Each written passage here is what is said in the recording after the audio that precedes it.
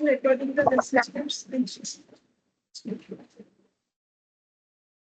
अच्छा देखो, हम लोग ना set theory, relation and function पढ़ रहे थे, जिसमें सेट थ्योरी का भी जो हम लोगों ने कंप्लीट किया, रिलेशन भी पढ़ा, ठीक है। अब फंक्शन, अब ये सभी ना एक दूसरे के साथ रिलेटेड है ना। देखो सेट थ्योरी नहीं आएगा तो फिर रिलेशन नहीं समझ में आएगा, रिलेशन नहीं समझ में आएगा तो फंक्शन भी नहीं समझ में आएगा, ठीक है। तो इसीलिए हम लोग इस यहाँ पर फंक्शन जो है स्टार्ट किए थे, जस्ट स्टार्ट हुआ था, ठीक है। फंक्शन में हम लोगों ने काफी कुछ किया, ऐसा नहीं बोल सकते, जस्ट हम लोगों ने थोड़ा सा फंक्शन स्टार्ट किया हुआ है। अब फंक्शन को ही आज कंटिन्यू करने वाले हैं, देखो। तो यहाँ पर हम लोगों ने देखा था कि फंक्शन क्या है। फंक्शन जो है एक प्रोसेस है, ठीक है। ये देखो, it is a processor of numbers, ठीक है। नंबर्स को प्रोसेस करने का एक एक्टिविटी है, बोल सकते हैं, जहां पर इनपुट एज ए नंबर लिया जाता है और प्रोसेस करके आउटपुट दिया जाता है, ठीक है। उस पे हम लोगों ने एक दो क्वेश्चन किया होगा। अब ये तो हो गया नॉर्मल फंक्शन। अब अगर फंक्शन एज अ सेट, ठीक है, जैसे रिलेशन सेट, वैसे फंक्शन सेट भी हमें सीखना पड़ेगा, मतलब सेट से रिलेट करेंगे तो फंक्शन सेट कैसे बनेगा, ठीक है। तो वो हम लोग आज करेंगे। तो हेडिंग करो फंक्शन सेट बोल के, फंक्शन सेट बोल के heading.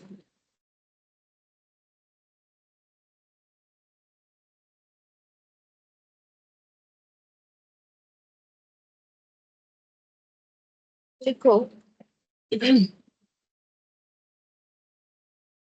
It is a relation set, it is a relation set, मतलब अगर फंक्शन सेट पता करना है तो रिलेशन सेट पता होना चाहिए। मतलब फंक्शन सेट भी एक रिलेशन सेट है। रिलेशन सेट क्या था, दो सेट का प्रोडक्ट करते हैं, ठीक है। फिर जो भी प्रोडक्ट करने से जो प्रोडक्ट सेट निकल के आता है, उस प्रोडक्ट सेट में अगर हम लोग कोई सर्टेन कंडीशन लगाते हैं कि इस प्रोडक्ट सेट में ये रिलेशन सेटिस्फाई करता है कि नहीं, फिर उससे जब रिलेशन सेट बनाते हैं, ठीक है, उसे रिलेशन सेट बोलते हैं। तो it is a relation set with condition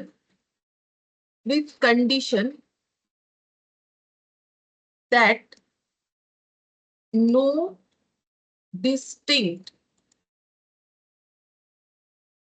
ordered pair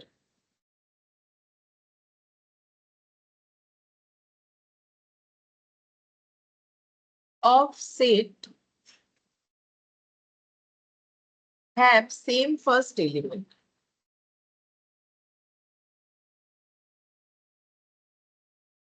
लिखो, अभी नहीं समझ में आएगा, एग्जाम्पल लेंगे तो समझ में आएगा, ठीक है। फिर डिनोट कैसे होता है वो लिखो, कैसे इसको डिनोट करते हैं।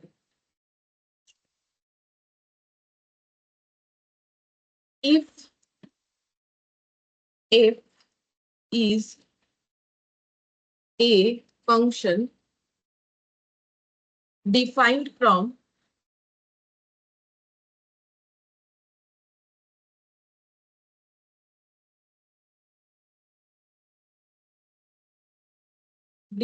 from set A to set B,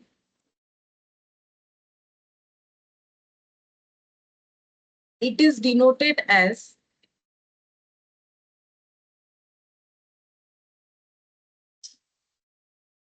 if such that A to B। अच्छा, अब ये दोनों पॉइंट को समझाने के लिए एक एग्जाम्पल ले रहे हैं, ऐसे।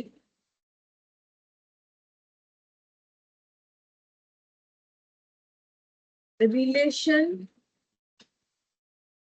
ए to B, product set A cross B, set subset of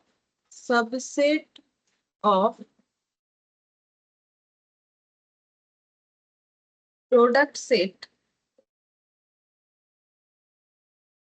which satisfy certain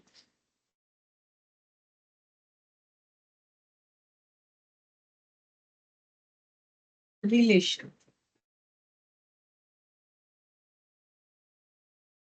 अभी जो भी लैंग्वेज में लिखा हुआ है, अभी यहाँ से लेके मतलब यहाँ से लेके यहाँ तक जो लिखा हुआ है वो समझ में आएगा, ठीक है। देखो अभी हम लोग नंबर से एग्जाम्पल लेते हैं, पूरे चीजों को समझ लेंगे, ठीक है। तो यहाँ पर ए एक सेट ले लिया जिसमें एलिमेंट्स है डिस्टिंक्ट एलिमेंट 1 3 5 6, ठीक है। क्योंकि सेट का तो पहले हम लोगों ने पढ़ा है, सेट का मतलब कलेक्शन ऑफ ऑब्जेक्ट्स, ठीक है। डिस्टिंक्ट एलिमेंट होना चाहिए या डिस्टिंक्ट ऑब्जेक्ट होना चाहिए, जो भी होगा डिस्टिंक्ट, सिमिलर तो होगा नहीं, रिपीट होना ही नहीं चाहिए। बी में मैंने ले लिया 2 2 3 4 6, ऐसे ले लेते, कुछ भी चलेगा, ठीक है, ले लेते 2 3 4 6 8 10 और 12, ठीक है। अच्छा, अब मान लो मैंने लिखा R1 मतलब relation set such that A to B, relation कैसे होना चाहिए, ए टू बी का मतलब हमें ए क्रॉस बी करना चाहिए, है ना, ये याद है। जब हम लोगों ने रिलेशन सेट पढ़ा था तो रिलेशन सेट क्या होता है, प्रोडक्ट सेट से हम लोग रिलेशन सेट फाइंड आउट करते हैं। ए टू बी का मतलब ए क्रॉस बी से फाइंड आउट करना है, ठीक है। और रिलेशन क्या दे रहे हैं, ए कॉमा बी एलिमेंट्स होगा such that A greater than B होना चाहिए, ठीक है। ये एक रिलेशन सेट दिया, R2 और एक रिलेशन सेट दे रहे हैं सच दैट वो भी A टू B होना चाहिए, मतलब A क्रॉस B से ही फाइंड आउट करना है A comma B such that B equal to A, ठीक है, B इक्वल टू A। अच्छा, अब तुम लोग को मुझे बताना है R1 में क्या क्या एलिमेंट आएगा और R2 में क्या क्या एलिमेंट आएगा, ठीक है। रुको, यहाँ पर लिखेंगे R1 में क्या क्या एलिमेंट आएगा बताओगे, R2 में क्या क्या एलिमेंट आएगा ये बताओगे। फिर क्वेश्चन समझ में आया कि नहीं देख लो। दो सेट है ए बी, उससे हमें रिलेशन सेट दो बनाना है, R1 R2।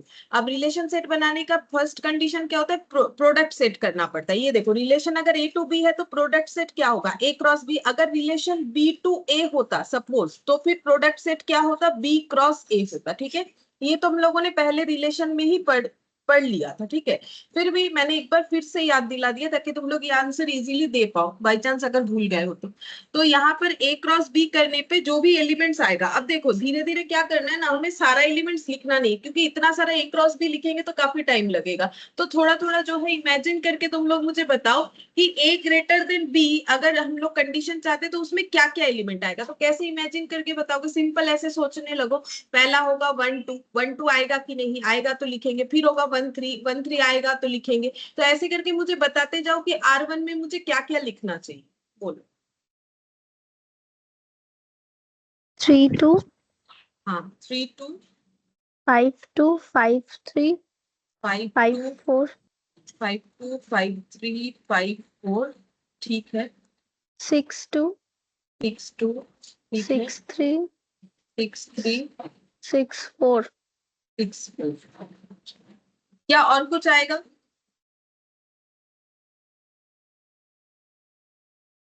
सोच लो। नहीं आएगा तो क्लोज कर दे, हम जस्ट पूछ रहे हैं क्या और कुछ आएगा, मतलब ऐसा थोड़ी ना कि हम बोल दिए तो आएगा ही। No ma'am. नहीं आएगा, सही है, नहीं आएगा और कुछ नहीं आएगा, ठीक है। ये बन गया। तो देखो अब हर बार इतना सारा डेटा लिखना पॉसिबल नहीं है, तो मुझे क्या करना है, ए ग्रेटर देन बी करना है। तो ए ग्रेटर देन बी कैसे पॉसिबल, अगर इधर 1 है तो ये बाकी सब तो इससे बड़ा ही है, तो ये 1 से तो पेयर जो है वो सारा हमें दिमाग से निकाल ही देना चाहिए, उससे बनने वाला नहीं है। 3 से सोच सकते हैं, 3 2 का बनेगा। 3 3 से लेके ये आगे का जो है ये कुछ भी नहीं बनेगा, क्योंकि बाकी सभी 3 से ज्यादा है। 5 का देख लो, ऐसे करके सोचना पड़ेगा, ठीक है। मतलब थोड़ा शॉर्टकट तो लेना पड़ेगा, अगर हर बार ए क्रॉस बी लिखोगे वो काफी टाइम टेकिंग हो जाता है, ठीक है। तो ऐसे करके हम लोग सोच सकते हैं। सेम तरीके से मुझे बी इक्वल टू ए में क्या क्या आएगा सोच के बताओ।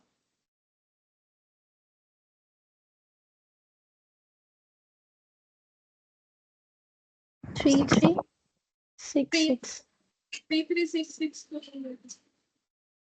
3 3 होने से क्या हुआ, ये ए है ये बी है, ठीक है। हमें क्या करना है, B equal to 2 A, B कितना है 3, ए कितना है 3, 2 ए कहाँ होगा, नहीं 1। तो सोच लो क्या होगा, है बोलो।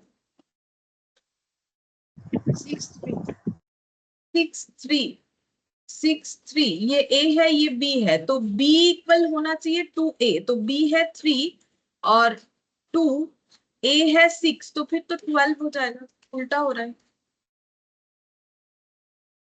3 6 2 3 4 6 होगा, हाँ 3 6 होगा, एक सेकंड लिख लेते हैं। 3 6 होगा, उल्टा होगा ना, 3 6। अच्छा, और क्या होगा? 2 4 2 4। लेकिन 2 4 क्या बनता है? ए क्रॉस बी में 2 4 बनता है।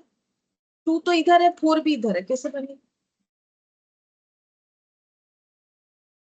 नहीं बनेगा ना।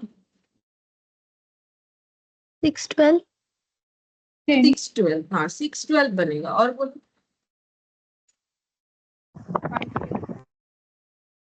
5 बोलो, केटे गला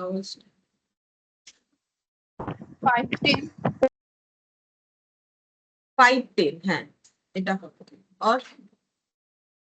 और एक होगा, इतना बोल सकते हैं, और एक ही होगा।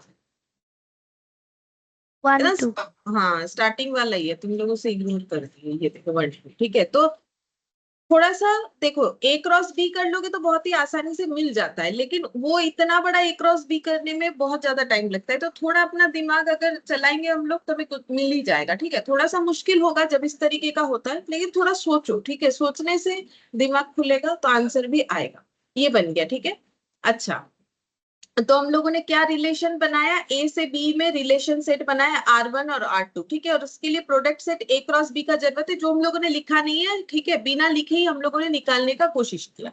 तो subset of product set which satisfy certain relation. Relation set क्या होता है? रिलेशन सेट का मतलब होता है प्रोडक्ट सेट का सबसेट। अगर हम लोग ए क्रॉस बी करते तो उसमें काफी सारा एलिमेंट आता, डॉट डॉट डॉट डॉट करके, उसमें से ये बना हुआ है, उसी में से ये बना हुआ है। ठीक है, तो इसीलिए तो रिलेशन सेट को क्या बोलते हैं? प्रोडक्ट सेट का सबसेट बोलते हैं। ये तो जब हम लोगों ने रिलेशन सेट पढ़ा था तभी हम लोगों ने देखा था कि रिलेशन सेट जो है वो सबसेट का, सॉरी, प्रोडक्ट सेट का सबसेट होता है। ठीक है, अच्छा, अब यहाँ पर हमें ये समझना है कि ये जो दो रिलेशन सेट बना, इसमें से कौन सा फंक्शन सेट है। ठीक है, अब देखो, फंक्शन सेट क्या बोला था? It is a relation set. ठीक है, तो फंक्शन सेट एक रिलेशन सेट हो सकता है। ठीक है, एक रिलेशन सेट होता है। अब ये दोनों ही फंक्शन है कि नहीं, उसके लिए हमें फंक्शन का डेफिनेशन पढ़ना पड़ेगा। ठीक है, तो क्या लिखा हुआ है देखो, it is a relation set with condition. लेकिन एक कंडीशन है, रिलेशन सेट फंक्शन सेट हो सकता है, बट एक कंडीशन है। क्या है? That no distinct ordered pair.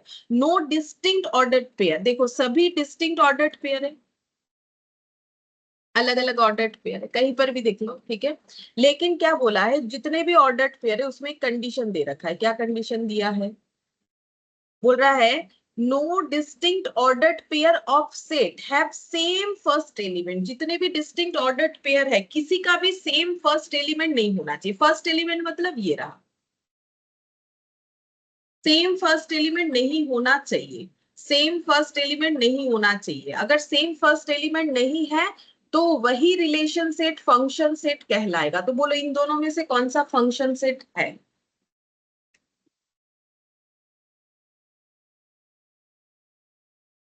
R1 की R2? आठ R2 है। ठीक है, R2 क्या है? ये फंक्शन सेट है,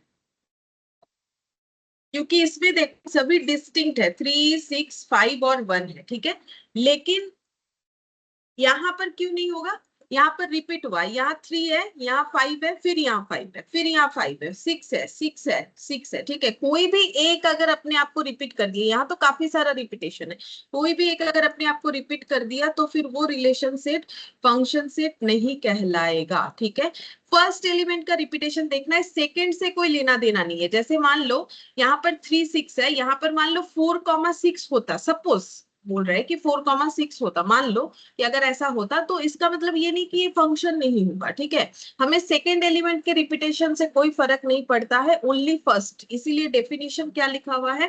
डेफिनेशन में ये लिखा हुआ है कि फंक्शन सेट क्या है? ये एक रिलेशन सेट है। पहला बात तो, रिलेशन सेट कैसे बनता है वो रिलेशन में पढ़ चुके हैं, फिर भी आज हम लोगों ने देखा कि रिलेशन सेट ऐसे बनते हैं। पहले प्रोडक्ट सेट बनाएंगे, जो भी दो सेट में रिलेशन होगा, अगर ए टू बी है तो ए क्रॉस बी होगा, अगर बी टू ए है तो फिर बी क्रॉस ए करना पड़ेगा। ठीक है, फिर बोला है कि लेकिन एक कंडीशन है कि हर कोई रिलेशन सेट जो है फंक्शन सेट नहीं बन सकता है। सिर्फ वही रिलेशन सेट फंक्शन सेट बनेगा जिसमें जितने भी ऑर्डर्ड पेयर है उनके फर्स्ट एलिमेंट सेम नहीं होने चाहिए। ठीक है, तब जाके वो फंक्शन सेट होगा। तो आई होप कि फंक्शन सेट समझ में आया है। बोलो, फंक्शन सेट समझ में आया? Yes, ma'am. अच्छा, अब डिनोट कैसे होगा? डिनोट करने का तरीका, if f is a function, अगर f is a function defined set A to set B, मतलब ए क्रॉस बी करके अगर फंक्शन सेट आया है, इसको डिनोट करते हैं ऐसे, F such that A to B, ठीक है, ऐसे करके डिनोट करेंगे, F such that A to B. तो ये R1 हमारा फंक्शन सेट हो गया, इसको अगर हम लोग एफ से डिनोट करते हैं तो f such that A to B, अगर बी क्रॉस ए करके आता तो f such that B to A, ऐसा लिखना पड़ता, ठीक है। लिखने का जरूरत नहीं होगा, तुम लोग को तो एमसीक्यू देगा ना, तो ऐसे ए टू बी लिखो बी टू, लेकिन नॉलेज नहीं रहेगा तो उसे फंक्शन सेट वगैरह क्रिएट कैसे करोगे, वो तो पॉसिबल नहीं, ठीक है।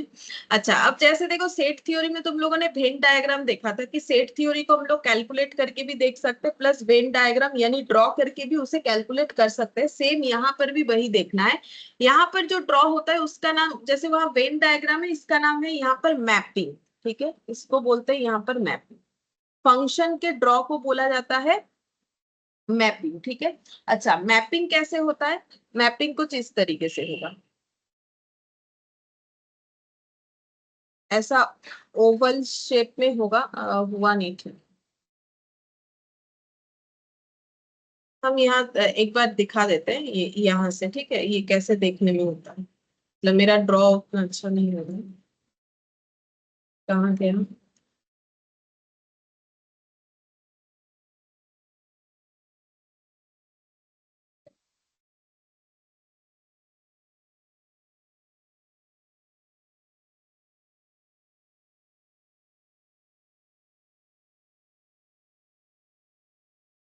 ये इस तरीके से इन्होंने सर्कल किया है, ओवल शेप में भी होता है, ठीक है, सर्कल भी कर सकते हो, नो इशू। तो इन्होंने सर्कल किया है, कोई बात नहीं, मुझे मैंने तो ओवल शेप से ज्यादा किया हुआ, तो हम ओवल शेप यूज करें, इससे इससे कोई फर्क नहीं पड़ता है, तुम लोग चाहो तो सर्कल भी कर सकते हो, ऐसा कोई रूल्स रेगुलेशन नहीं, ठीक है। तो ये रहा यहाँ पर, ये बन गया, ठीक है, इधर एक और बना लिया मैंने। क्या लिखना है बेसिकली, मुझे यहाँ पर इनपुट और एक साइड में आउटपुट लिखना है, ठीक है। Input output in the sense ऐसे बोल सकते हैं कि पेयर्स को लिखना है, तो इधर हम जो है फर्स्ट कोऑर्डिनेट को लिखेंगे, इधर जो है सेकंड वाले एलिमेंट्स को लिखेंगे, तो हमारा फंक्शन सेट कौन सा आंसर है, ये वाला है, ठीक है। इस फंक्शन सेट में जो फर्स्ट कोऑर्डिनेट में डेटा है वो क्या है, 3 है, 6 है, 5 है, और यहाँ पर 1 है, ठीक है। अच्छा, ये 1 और 2, 1 2, तो बी जो है वो 2 इंटू 1 करेंगे तो 2 आएगा, हाँ ठीक है, चलो। तो यहाँ पर हम लोग लिखेंगे 3 5, ये मैंने लाइन बाय लाइन लिखा, फिर 6 लिखेंगे और 1, अच्छा 1 पहले लिख लेते हैं, ठीक है, लाइन बाय लाइन लिखते हैं, नहीं लिखेंगे तो भी चलेगा, वो देखने में ठीक लगता है। 1 3 5 और 6, ठीक है, 1 3 5 और 6 मैंने लिख दिया यहाँ पर। अच्छा, इधर लिखेंगे सेकेंड कोऑर्डिनेट का डेटा जो कि है 6 10 2 6 10 12, 2 6 10 12, ठीक है।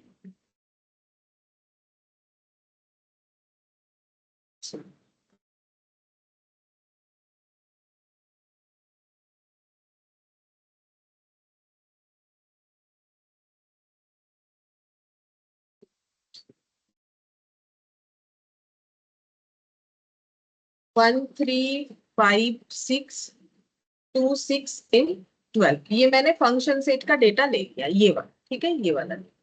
अच्छा, अब देखो, जब हम लोग 3 कोऑर्डिनेट मतलब 3, इसमें देखो ये फंक्शन सेट में तो हमारा इनपुट आउटपुट का कंसेप्ट था ना, ये देखो फंक्शन में हमारा इनपुट आउटपुट का कंसेप्ट था, तो यहाँ पर ये जो ऑर्डर्ड पेयर होता है इसको हम लोग पहले वाले को इनपुट दूसरे वाले को आउटपुट बोलेंगे, मतलब अगर हम लोग 3 ए वैल्यू देते हैं तो बी का वैल्यू हमारा 6 आएगा, इसका मतलब ऐसा है, ठीक है, मतलब ये कोऑर्डिनेट को हम लोग इनपुट आउटपुट से भी डिफाइन कर सकते हैं कि पहला इनपुट दूसरा आउटपुट, ठीक है। तो इसका मतलब जब हम लोग 1 इनपुट दे रहे हैं तो हमें आउटपुट क्या मिल रहा है, बोलो, जब हम लोग 1 इनपुट दे रहे हैं तो आउटपुट क्या मिल रहा है, 2. 2। तो ऐसे 1 के साथ 2 को लिंक करवा देना है, ठीक है। अच्छा, जब हम लोग 3 इनपुट दे रहे हैं तो आउटपुट क्या मिल रहा है, 6. 6 इनपुट दे रहे हैं तो आउटपुट, ये 5 इनपुट दे रहे हैं तो आउटपुट क्या मिल रहा है 10, ठीक है। और 6 इनपुट दे रहे हैं तो आउटपुट क्या मिल रहा है 12, ठीक है। तो ये जो मैपिंग हुआ इसका नाम है, ठीक है, इसका नाम क्या है, ये हमारा कौन सा रिलेशन था, R2 था, ठीक है, ये R2 था। अच्छा, इसका नाम है, देखो एक इनपुट के लिए एक आउटपुट, तो इसका नाम दिया गया है इस तरीके के मैपिंग को 1 to 1, ठीक है, 1 to 1 मैपिंग। और 1 to 1 मैपिंग अगर होता है तो वो हमेशा फंक्शन कहलाएगा। क्यों कहलाएगा, क्योंकि 1 to 1 मैपिंग का मतलब एक फर्स्ट कोऑर्डिनेट जो है वो अपने आप को रिपीट नहीं करेगा, ठीक है, फर्स्ट जो एलिमेंट्स है वो अपने आप को रिपीट नहीं करेगा, तभी फंक्शन होगा। तो इसी को ड्रॉ करते हुए हम लोग ये बोलेंगे, ड्रॉ करने से ये जो निकल के आता है इसे हम लोग बोलते हैं 1 to 1 मैपिंग। तो 1 to 1 मैपिंग ऑलवेज जो है वो फंक्शन होता है। क्यों होता है, क्योंकि 1 to 1 का मतलब ये कंडीशन ऑकर करेगा, मतलब रिलेशन सेट जो बना है उसमें कोई भी फर्स्ट एलिमेंट अपने आप को रिपीट नहीं करेगा, तभी मैपिंग में 1 to 1 मैपिंग बनेगा। और अगर 1 to 1 मैपिंग बनता है तो वो फंक्शन होता है। अब हमें ये दोनों तरीके से क्यों याद करना है, क्योंकि हमें एमसीक्यू में दे ही सकता है 1 to 1 मैपिंग जो है वो हमारा फंक्शन है कि नहीं है, तो ये पता होना चाहिए, ठीक है, इसी वजह से। अच्छा, फिर नेक्स्ट हम लोग ये R1 को भी ड्रॉ करेंगे, तो R1 को भी यहाँ पर हम ड्रॉ करके दिखाते हैं। R1 को यहाँ पर ड्रॉ करते हैं,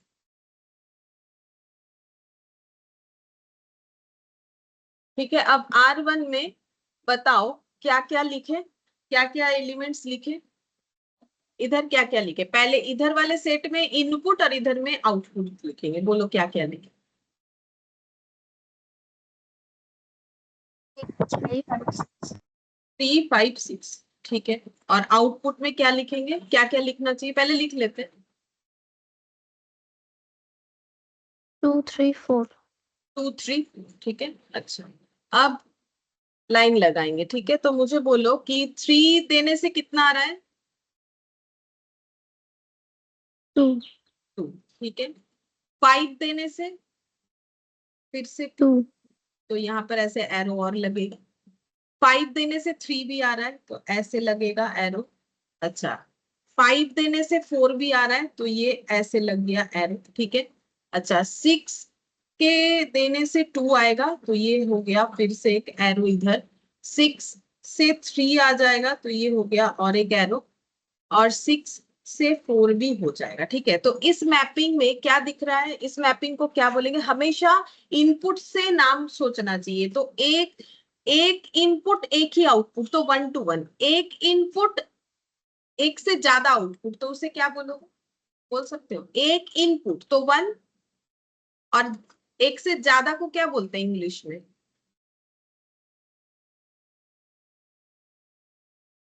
इसे बोलेंगे 1 to many, ठीक है।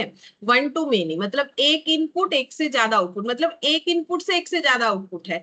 तो देखो 3, देखो क्या हुआ ना, यहाँ पर 5 इनपुट देने से हमें 2 भी मिलेगा, देखो 2 के तरफ भी एरो है, 3 भी मिलेगा, 4 भी मिलेगा, ठीक है। 6 इनपुट देने से हमें 2 भी मिलेगा, 3 भी मिलेगा, 4 भी मिलेगा। तो फंक्शन बोल रहे हैं कि ऐसा नहीं होता है, मतलब फंक्शन बेसिकली इसे फंक्शन क्यों नहीं माना गया, मतलब मेरा प्रोसेसर में हम अगर, देखो ये मेरा प्रोसेसर है, यहाँ पर हम 6 इनपुट दे रहे हैं, बोल रहे हैं 6 इनपुट देने से मुझे 2 भी मिलेगा, 3 भी मिलेगा, 4 भी मिलेगा, लेकिन हर एक इनपुट का इंडिविजुअल आउटपुट होता है तो ही फंक्शन माना जाता है, ठीक है। मतलब ये पॉसिबल नहीं है, फंक्शन बोल रहा है कि भाई 6 दिया तो भी 2 मिल जाएगा, मतलब यहाँ जो भी प्रोसेस दिया, बोला कि 6 यहाँ प्रोसेस हुआ 2 हो गया, अच्छा 6 यहाँ प्रोसेस हुआ 3 हो गया, ऐसा थोड़ी होता है कि 6 दे दी, 6 इस पे प्रोसेस किया, मान लो ये है ऐसे, यहाँ पर है 6 देने पे 2 आएगा तो हम इसे ऐसे कर देते हैं x/2, ठीक है, x/3 कर देते हैं। तो यहाँ पर x का वैल्यू 6 दे दिया तो 2 आएगा, अब x का वैल्यू 6 दिया तो 2 ही ना आएगा, 3 कहाँ से आएगा, तो इसीलिए इसको फंक्शन नहीं माना गया है। तो अगर 1 to many मैपिंग होता है, ठीक है, मैपिंग का नाम किस हिसाब से दिया गया है, इनपुट से आउटपुट को ध्यान में रखते हुए। तो अगर 1 to many मैपिंग बन जाता है तो वो हम लोग का क्या हो जाएगा, वो हम लोग का नॉट अ फंक्शन हो जाएगा, नॉट ए फंक्शन, ठीक है। आसान है चीज, लेकिन क्या होता है पढ़ते पढ़ते बहुत ज्यादा कंफ्यूजन हो जाता है तो लोग रटने लगते, 1 to 1, 1 to many, ऐसा नहीं करना है, ठीक है, रटना नहीं है। सिंपल समझ लो कि 1 to 1 हुआ तो क्यों होगा, क्योंकि फंक्शन सेट की जो डेफिनेशन है उसको सेटिस्फाई कर रहा है कि एक इनपुट एक ही आउटपुट, लेकिन एक इनपुट से एक से ज्यादा आउटपुट, ये तो पॉसिबल नहीं है कि हम इनपुट अगर कुछ दे रहे तो आउटपुट मेरा अलग अलग निकले, एक इनपुट के लिए तो पर्टिकुलर आउटपुट होना चाहिए फंक्शन जो मेरा प्रोसेस होगा, तो इसीलिए इसको नॉट ए फंक्शन बोला गया, प्लस जो है रिलेशन सेट के हिसाब से भी ये सेटिस्फाई हो जाता है। ठीक है, तो अब यहाँ पर लिख लेते हैं, if mapping between elements of ordered pair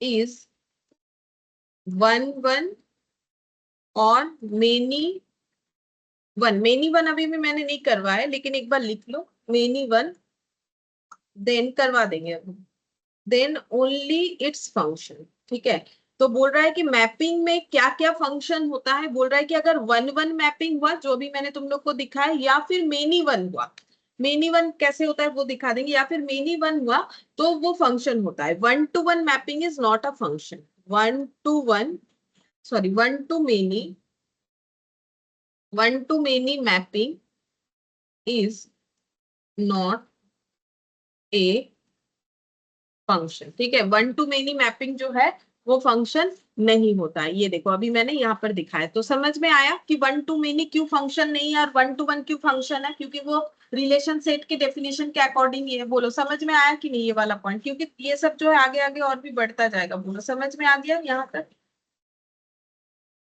yes ma'am.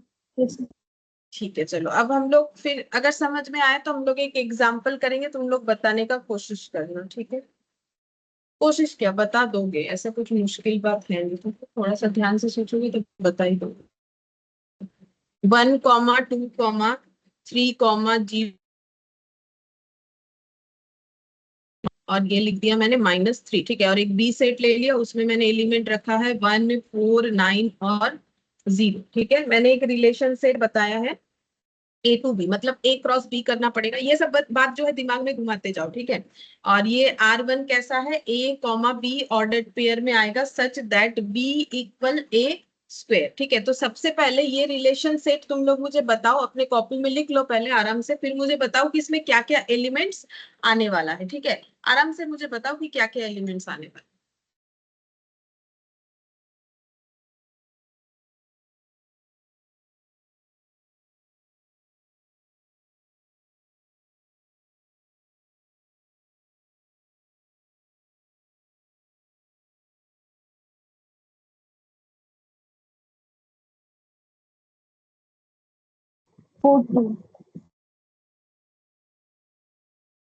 बहुत सारा आएगा।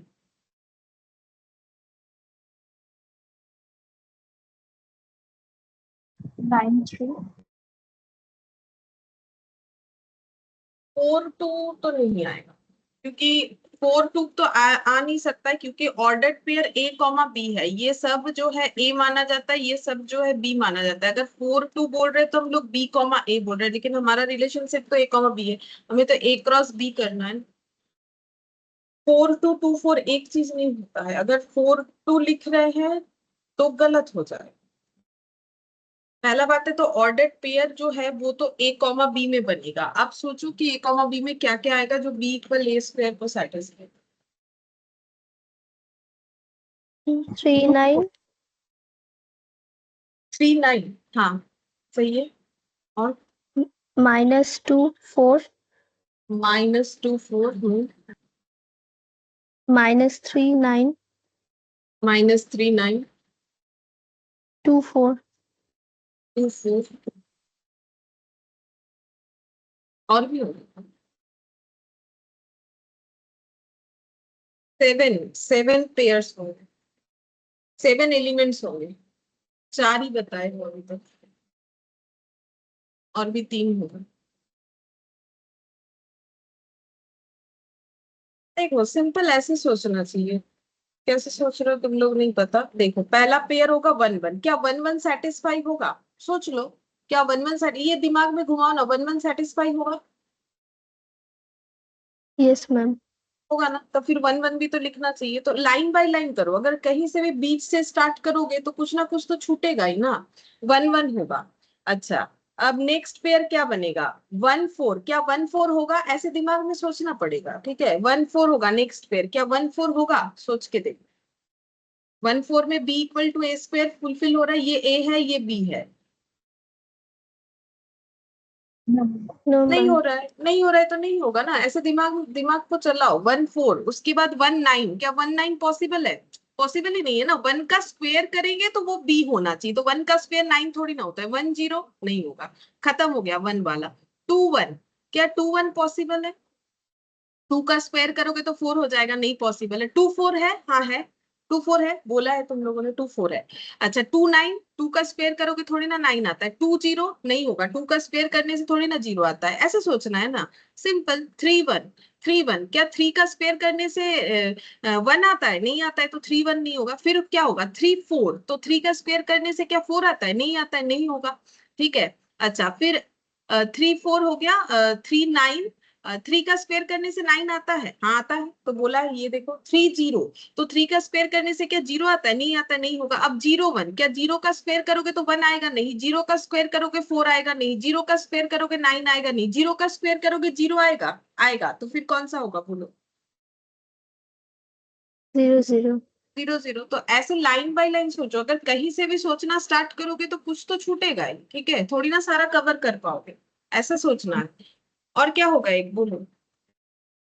माइनस हाँ -1 1 ये होगा। -1 का स्क्वायर करोगे तो 1 आएगा, ठीक है। -1 का स्क्वायर करोगे तो 1 आएगा। बाकी देखो -1 से कोई भी सेटिस्फाई नहीं होगा, क्योंकि -1 के स्क्वायर पे सिर्फ 1 ही आता है, ना तो 4 आता है, ना तो 9 आता है, ना तो 0 होता है। -2 का स्क्वायर करोगे तो 4 आएगा, तो -2 4 होगा, बाकी कुछ भी नहीं होगा। -3 का स्क्वायर करोगे तो 9 होगा। बन गया 1 2 3 4 5 6 7, हाँ 7 होना चाहिए, ठीक है। ऐसे सोचना है, कहीं से भी स्टार्ट नहीं करना है। अगर कहीं से भी स्टार्ट करोगे तो कुछ तो छूट ही जाएगा, ठीक है। इसका मैपिंग करेंगे, मैपिंग करो। ऐसे ओवल बनाओ, सर्कल बनाओ, जो पसंद है बनाओ।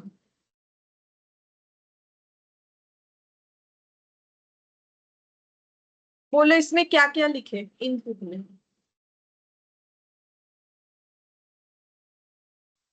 0 1 2 3 0, -1 -2 -3। हाँ 0 1 2 3 -1 -2 -3। और इधर क्या लिखे,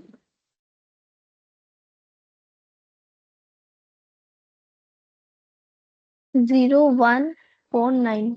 0 1 4 9। अच्छा ये तो लिख लिया। अच्छा पहले ये बताओ, ये रिलेशन सेट देख के बताओ क्या ये फंक्शन है। उसके लिए क्या देखना है कि फर्स्ट एलिमेंट रिपीट नहीं होना चाहिए। बोलो क्या ये फंक्शन है। No yes ma'am. फंक्शन है, फर्स्ट एलिमेंट तो रिपीट नहीं हुआ है कहीं पर भी, तो ये फंक्शन है। इसका मतलब इसका मैपिंग भी फंक्शन होगा, ऑब्वियसली इसका मैपिंग भी फंक्शन होगा। एक चीज अगर इस तरीके से फंक्शन है तो उसके मैपिंग से भी वो फंक्शन ही कहलाएगा। लेकिन समझना है कि कैसे हो रहा है। तो देखो 3 इनपुट देने से 9 मिलता है, तो 3 से 9 मिल गया, ठीक है।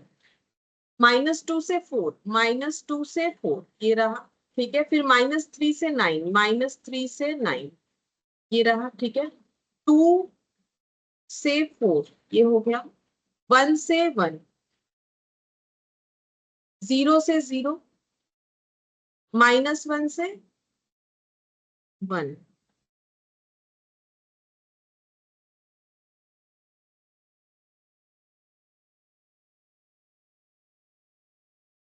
Good morning,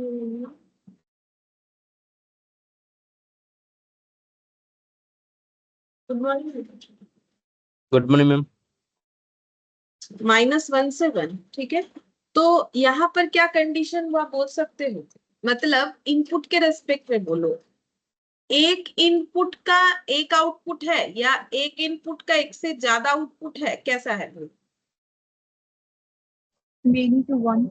many to one, ठीक है, सही बात। इसको हम लोग बोलेंगे मेनी टू वन, ठीक है। मेनी टू वन क्यों बोलेंगे, देखो सिंपल बात है। अगर हम लोग इनपुट 1 देते हैं तो आउटपुट क्या आता है, देखो यहां से देख लेते हैं ना, ड्रॉ से भी देख सकते हो। इनपुट 1 देने से आउटपुट आता है हम लोग का 1, ठीक है। इनपुट 1 देने से आउटपुट 1 आता है। और इनपुट अगर -1 देते हैं तो भी आउटपुट 1 आता है। मतलब एक इनपुट उसका जो है एक आउटपुट उसका क्या है, उससे ज्यादा इनपुट है। मतलब ये हो गया 1 आउटपुट हैज मेनी इनपुट। ठीक है, क्योंकि इनपुट के रेस्पेक्ट में नाम दिया गया है मेनी इनपुट, तो मेनी टू 1। ठीक है, जैसे एक एक इनपुट एक एक आउटपुट, तो 1 to 1 इनपुट के रेस्पेक्ट में ही सारे नाम है। 1 इनपुट 1 आउटपुट। ठीक है, यहाँ पर 1 इनपुट मेनी आउटपुट, ये देखो 1 इनपुट मेनी आउटपुट। ठीक है, 1 इनपुट मेनी आउटपुट। और यहाँ पर देखो क्या हो गया कि 1 इनपुट और जो है सॉरी, यहाँ पर 1 आउटपुट, ठीक है, और हैज मेनी इनपुट, एक आउटपुट का एक से ज्यादा इनपुट है। ठीक है, तो मेनी टू 1 इसे नाम दिया गया। अच्छा, अब बोलो मेनी टू 1 ये फंक्शन हुआ। ठीक है, क्यों फंक्शन हुआ? क्योंकि इसका फर्स्ट कोऑर्डिनेट रिपीट नहीं करेगा, तो वो मैंने यहाँ पर लिखवा दिया है ऑलरेडी, 1 to 1 और मेनी टू 1। ठीक है, और मेनी टू 1, 2 लिखना भूल गए थे। ये क्या है? फंक्शन होता है, then only it's function. 1 to many mapping is not a function. तो मैपिंग के हिसाब से क्या नाम याद रखना है? 1 to 1 फंक्शन है, क्योंकि एक इनपुट उसका एक आउटपुट। तभी जाके अगर एक इनपुट का एक से ज्यादा आउटपुट हो जाता है, ठीक है, तो फिर ऐसे बन जाएगा। एक इनपुट का मान लो 1 देने से 2 मिला, 1 देने से 3 भी मिल रहा है, 1 देने से 4 भी मिल रहा है। एक इनपुट का एक से ज्यादा आउटपुट, ऐसा हुआ तो फर्स्ट कोऑर्डिनेट खुद को रिपीट कर देगा। अगर फर्स्ट कोऑर्डिनेट खुद को रिपीट कर देगा या फर्स्ट एलिमेंट खुद को रिपीट कर देगा, तो फिर वो फंक्शन नहीं होगा, वो फंक्शन सेट के डेफिनेशन से बाहर हो जाएगा। तो मैपिंग के हिसाब से 1 to 1 फंक्शन और मेनी टू 1 फंक्शन है, 1 to many फंक्शन नहीं होगा। ठीक है, और मेनी टू 1 क्यों होगा? मेनी टू 1 का इसका मतलब हो गया कि अगर हम लोग 1 देते हैं तो 1 आएगा, -1 देते हैं तो भी 1 आएगा। तो आउटपुट, क्योंकि सेकंड आउटपुट जो है वो हमारा सेकंड एलिमेंट है, तो सेकंड एलिमेंट अगर खुद को रिपीट कर रहा है करे, कोई प्रॉब्लम नहीं है, हमें फर्स्ट एलिमेंट रिपीट नहीं चाहिए। तो मैपिंग के हिसाब से ये तीनों नाम तुम लोगों को याद रखना है। कि इतना समझ में आया? पहले बोलो, यहाँ तक समझ में आ गया अभी तक जो भी किया हमने? तो यस मैम। अच्छा, अब हम लोग एक एग्जाम्पल देते हैं। देखो यहाँ पर तुम लोग मुझे बताना ये कैसा मैपिंग है। ठीक है,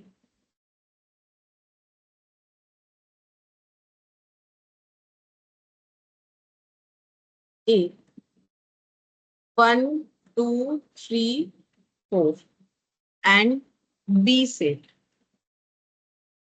2 4 6 8 10। R1 ऐसे बनेगा A, B such that A less than B। तो पहले बोलो R1 में क्या क्या आएगा? A लेस देन B कैसे सोचना है? ये रहा, पहले 1 2 बोलो, 1 2 आएगा कि नहीं? क्या क्या पेयर Yes, होगा? ma'am. 1 2 1 4 1 6 1 8 1 10। हाँ बोलो, 1 2 आएगा कि नहीं आएगा? और क्या आएगा?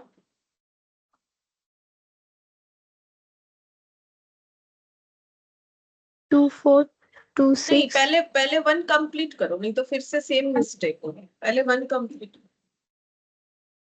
1 4 1 4 और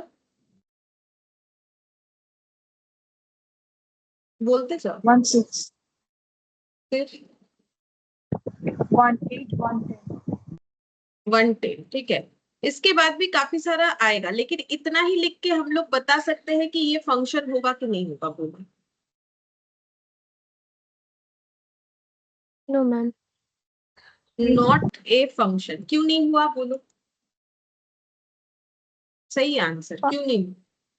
हाँ, फर्स्ट कोऑर्डिनेट एक ही আছে 1। फर्स्ट एलिमेंट खुद को रिपीट कर रहा है, फर्स्ट एलिमेंट खुद को रिपीट कर रहा है। ठीक है, अच्छा, इससे अगर हम लोग मैपिंग बनाएंगे तो कौन सा मैपिंग बनेगा? थोड़ा सोच के बताओ। इससे अगर हम लोग मैपिंग बनाएंगे तो कौन सा मैपिंग बनेगा? नॉट ए फंक्शन एक ही मैपिंग होता है, वही बनेगा। बोलो कौन सा बनेगा? 1 to many।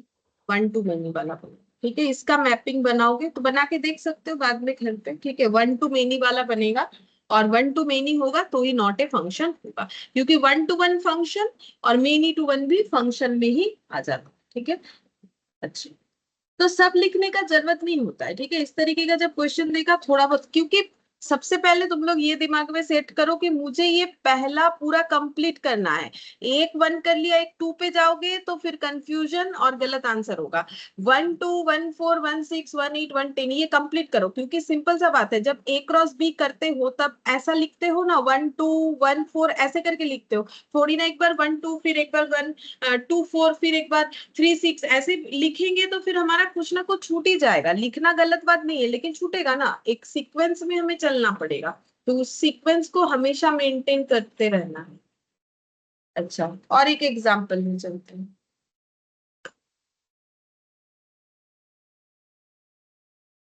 R2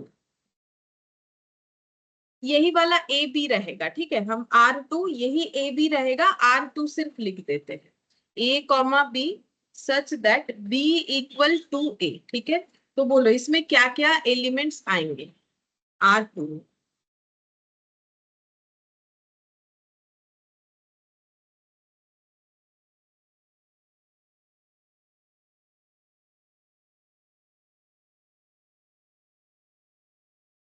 one two हम्म 2 4 हम्म 3 6 हम्म। 4 8। बस, और कुछ नहीं है। अब बोलो ये फंक्शन है कि नहीं। Yes ma'am. ये फंक्शन है क्योंकि फर्स्ट एलिमेंट अपने आप को रिपीट नहीं कर रहा है। अब इससे अगर मैपिंग बनाएंगे तो ये कौन सा मैपिंग बनेगा, बस सोच के बता दो कौन सा मैपिंग बनेगा। 1 to 1. 1 to 1 बनेगा, ठीक है। 1 to 1 बनेगा क्योंकि एक इनपुट के लिए एक आउटपुट है। 1 के लिए 2, 2 के लिए 4, मतलब बना के भी देख सकते हो ऐसे छोटा सा, ये देखो 1 2 3 4 1 2 3 4, ठीक है। और यहाँ पर 2 4 6 8 2 4 6 8, ठीक है। तो 1 के लिए ये रहा 2, ठीक है। 2 के लिए 4, 3 के लिए 6 और 4 के लिए 8, ये बन गया 1 to 1, ठीक है। ऐसे हो जाएगा। अच्छा, नेक्स्ट देखते हैं और एक एग्जाम।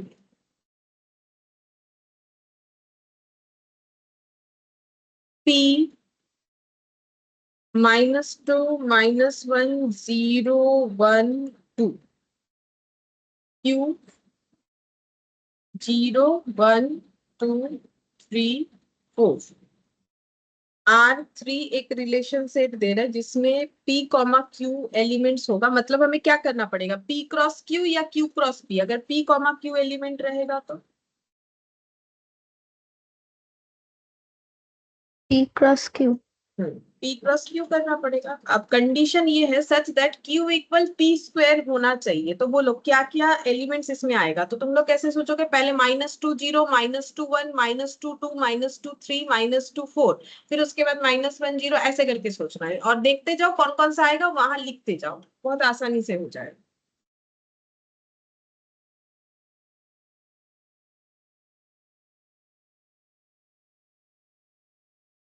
मतलब क्या सोचना है कि -2 का स्क्वायर करने से कितना आता है, 4 आता है, तो बस वही वाला लेंगे ना, बाकी ले ही क्यों। सिंपल सा बात है ना, मुझे क्या चाहिए, P का स्क्वायर करने से Q आना चाहिए। ये सब क्या है, P है, ये क्या है, Q है। तो यहाँ पर अगर हम पहले 2 वाला देखते हैं तो -2 का स्क्वायर करने से कितना आएगा, पहले ये बताओ तुम। इतना सोचने का थोड़ी ना जरूरत है, बोलो -2 का स्क्वायर करोगे तो क्या आएगा। 4। तो कौन सा पेयर बनेगा फिर, बोलो। -2 का स्क्वायर करने से अगर 4 आता है तो फिर कौन सा पेयर बनेगा, -2 0 -2 1 -2 2 -2 3 -2 4। -2 4। बस इतना ही तो सोचना है। तुम लोग इतना ज्यादा क्यों सोच रहे हो, -2 4, बस इतना सोचना है। फिर -1 का स्क्वायर सोचो कितना होता है, 1 1। तो कौन सा पेयर बनेगा, -1 1। बस। और बाकी सब बनेगा ही नहीं, दिमाग ही नहीं लगाना है। तो ऐसा अगर समझ में आ गया मेरा बात तो फिर बाकी सब बताओ, ठीक है। हम इसको थोड़ा सा ये हटा रहे हैं। हाँ बोलो बाकी बताओ क्या हो। 0 0 0 0 होगा और 1 1 1 1 0। 2 4। हो गया, ऐसे सोचना है ना, शॉर्टकट में करना है तो मैं ऐसे सोचती हूँ, ठीक है। तो ये R3 बन गया। अच्छा पहले बताओ ये फंक्शन हुआ या नहीं हुआ? Yes, ma'am. हाँ ये फंक्शन बनेगा क्योंकि फर्स्ट एलिमेंट अपने आप को रिपीट नहीं कर रहा है, तो हाँ ये फंक्शन है। अच्छा अगर इसका मैपिंग करते हैं तो कौन सा मैपिंग बने? बिना किए बताओ, सोच के। 1 to many. 1 to many तो फंक्शन होता ही नहीं है ना। ये देखो 1 to many फंक्शन नहीं होता है ना। 1 to many का मतलब क्या कि हम लोग जो ही इनपुट थे अलग अलग अलग अलग आउटपुट आ रहे हैं, वो तो पॉसिबल है ही नहीं। 1 to many का मतलब क्या हो गया बोलो तो, ए फर्स्ट एलिमेंट एक और उसका जो है मतलब इनपुट जो है हम लोग का, ये देखो यहाँ पर क्या क्या पेयर बना था 1 to many में 3 6 जो ये वाला 3 2 5 2 ये रिपीट हुआ था ना। 1 to many में तो रिपीट हो जाएगा। दो ही जो है फंक्शन हो सकता है, एक 1 1 और एक क्या हो सकता है? Many to 1. तो इससे क्या बनेगा? Many to 1. इससे मेनी टू वन ही बनेगा, चाहो तो बना के देखो, ठीक है। ये मेनी टू वन ही बनेगा, ठीक है।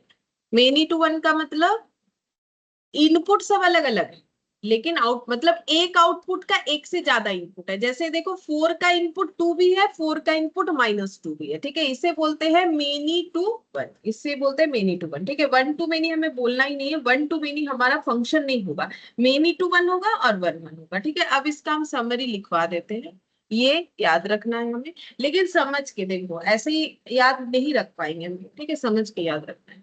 अगर 1 to 1 होता है मैपिंग के हिसाब से, mapping function 1 to 1, many to 1 और 1 to many।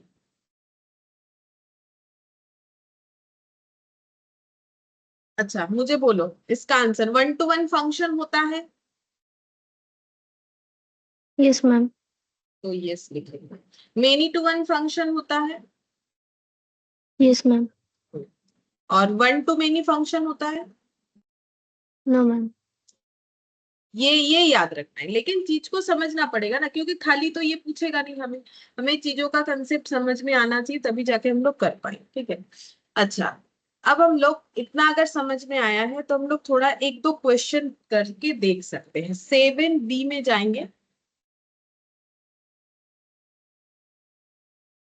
यहाँ पर 7B का क्वेश्चन नंबर 1।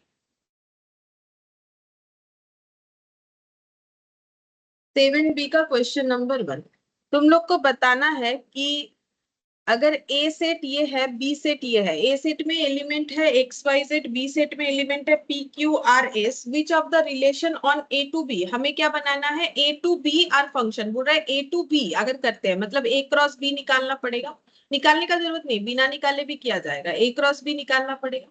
फिर बोल रहा है इससे जो रिलेशन सेट बनेगा, इससे जो रिलेशन सेट बनेगा वो कुछ ऐसा है, बोल रहा है ये सब रिलेशन सेट है, किसी ना किसी रिलेशन को सेटिस्फाई करके ये बनाया हुआ है। तो इसमें से कौन सा फंक्शन है? Which of the relation on A to B are function, इसमें से कौन सा फंक्शन सेट है?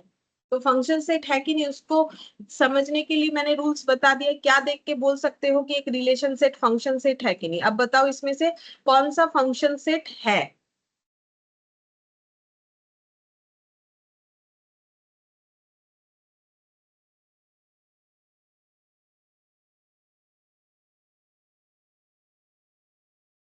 देखना क्या है बोलो।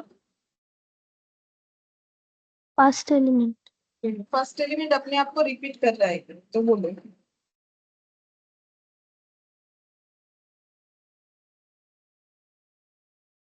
दो आंसर आएगा, ठीक है, दो आंसर होगा, ऑप्शन में B, नहीं है। B and D. हाँ बी एंड डी ऑप्शन में नहीं है, बट आंसर दो होगा। बी और ये डी दोनों आंसर होगा, क्योंकि फर्स्ट एलिमेंट रिपीट नहीं हो रहा है यहाँ पर। ये भी नहीं होगा क्योंकि x खुद को रिपीट कर चुका है, यहाँ पर y तो खुद को रिपीट कर चुका है। तो इसका मतलब हम लोग का आंसर होगा बी एंड डी, जो कि ऑप्शन में है नहीं, but answer B and D होगा। जो आंसर यहाँ दिया हुआ है वहां पर भी यही लिखा हुआ है 7B का, वो तुम लोग देख लेना बाद में, ठीक है। लेकिन बी एंड डी दोनों ही आंसर होगा। अब क्या एग्जाम में ऐसा प्रॉब्लम हो सकता है कि ऐसा ऑप्शन दे दिया, हमें लग रहा है बी डी हो रहा है, लेकिन हम लोग लिखे कैसे? क्योंकि वहां पर तो तुम लोगों को ऐसे लिखने नहीं देगा कि लिख के आ जाओगे, वहां तो पेंसिल से उसे भरना पड़ेगा ना, मतलब वो जो सर्कल सर्कल रहता है, मतलब जो ओएमआर शीट होता है उसको तुम लोगों को फिलअप करना पड़ेगा। लेकिन एग्जाम में ऐसा नहीं होता है, नॉर्मली ऐसा कोई सिचुएशन एग्जाम में नहीं होगा। अगर ऐसा हुआ तो फिर उनके पास ये ऑप्शन अवेलेबल होगा, ई में ऐसे लिखा हुआ रहेगा बी एंड डी, और एक ऑप्शन भी होगा। तो चिंता मत करो, एग्जाम में ऐसा कुछ नहीं होगा, यहाँ दे दिया है तो जो सही है वही हम लोगों ने किया। अच्छा, अब देखो question number 2, x comma y pair में लेना है और हमें फंक्शन दे दिया है x प्लस वाई इक्वल 5, ठीक है। तो यहाँ पर लिखते हैं, हम लोग को फंक्शन दिया है x प्लस वाई इक्वल 5, ठीक है। और क्या निकालने बोला है? बोल रहा है कि x comma y belongs to r, मतलब रिलेशन सेट में x कॉमा वाई पेयर रहेगा, ऐसे करके। तो हमें क्या बनाना है? रिलेशन सेट बना के देना है, ठीक है। कैसे बनाएंगे? देखो, रिलेशन सेट बनाने के लिए हमें इसमें x कॉमा वाई चाहिए, ठीक है। तो मेरे पास x भी है y भी है, तो हम इसको ऐसे लिख सकते हैं y इक्वल 5 माइनस एक्स, मैंने ऐसे लिख लिया, या x equal to 5 minus y, ये भी लिखा जा सकता है, ठीक है। तो मैंने y लिखा है और इधर 5 माइनस एक्स लिखा है, ठीक है। तो कुछ भी चाहो लिख सकते हैं। अब नॉर्मली हम लोग x को इनपुट मानेंगे, y को आउटपुट मानते हैं ना, ठीक है। तो अब तुम लोग इसमें, अच्छा ये पूरा ही मिट गया मेरे से, ठीक है चलो ऐसे लिख देते हैं, हम ऐसे लिख देते हैं x equal to 5 minus y, ऐसे कर दिया, ठीक है। अच्छा मुझे बोलो, ये भी लिखा जा सकता है या फिर अगर चाहो तो ऐसे भी लिख सकते हो, y equal to 5 minus x, दोनों में से कोई भी एक तरीके से कर सकते हो। लेकिन मुझे पता है मुझे इनपुट क्या है, मेरा इनपुट जो है वो x है और y क्या है? आउटपुट है। ये हम कैसे श्योर हो रहे हैं कि यही है? क्योंकि मुझे x कमा y फॉर्मेट में डालना है, ठीक है। तो x आगे आएगा, y बाद में आएगा, तो ये पहला x जो है इनपुट हो जाएगा, y आउटपुट हो जाएगा, क्योंकि मुझे x कमा y बोला है। अगर x कमा y नहीं बोल के y कमा x बोलता तो ऑपोजिट सोचना पड़ता, ठीक है। तो तुम लोग इनपुट कुछ भी सोचो, इनपुट कौन है? x, तो तुम लोग x का वैल्यू मुझे कुछ भी एक बताओ, कुछ भी बताओ, कुछ भी जो मन में आ रहा है, कुछ भी नंबर बता सकते हो, प्लस माइनस में, जीरो में, कुछ भी बता सकते हो, बोलो। 3. 3, अच्छा एक्स अगर 3 देंगे तो बोलो वाई कितना आएगा? ये दोनों में से कोई जगह पे भी पुट करके निकाल सकते हो आंसर, बोलो वाई कितना है? इसमें पुट करो, इसमें पुट करने से जल्दी। 2. 2 होगा, ठीक है। और एक बार एक्स का कोई भी वैल्यू बोलो, कुछ भी बोलो। 4. 4, तो फिर वाई कितना हो जाएगा? 1. 1, अच्छा। और बोलो, और 2-3 वैल्यूज बोलते जाओ। 1. 1, तो फिर कितना आएगा? 4. 4 आ जाएगा। चलिए और एक हम बताते हैं, 0 दे देते हैं, 0 देने से कितना आएगा बोलो? 5. 5 आएगा, ठीक है। ऐसे हम लोग जो भी इनपुट देंगे उसके अगेंस्ट में कुछ ना कुछ आउटपुट आता जाएगा और अलग अलग ऑर्डर्ड पेयर बनते जाएंगे।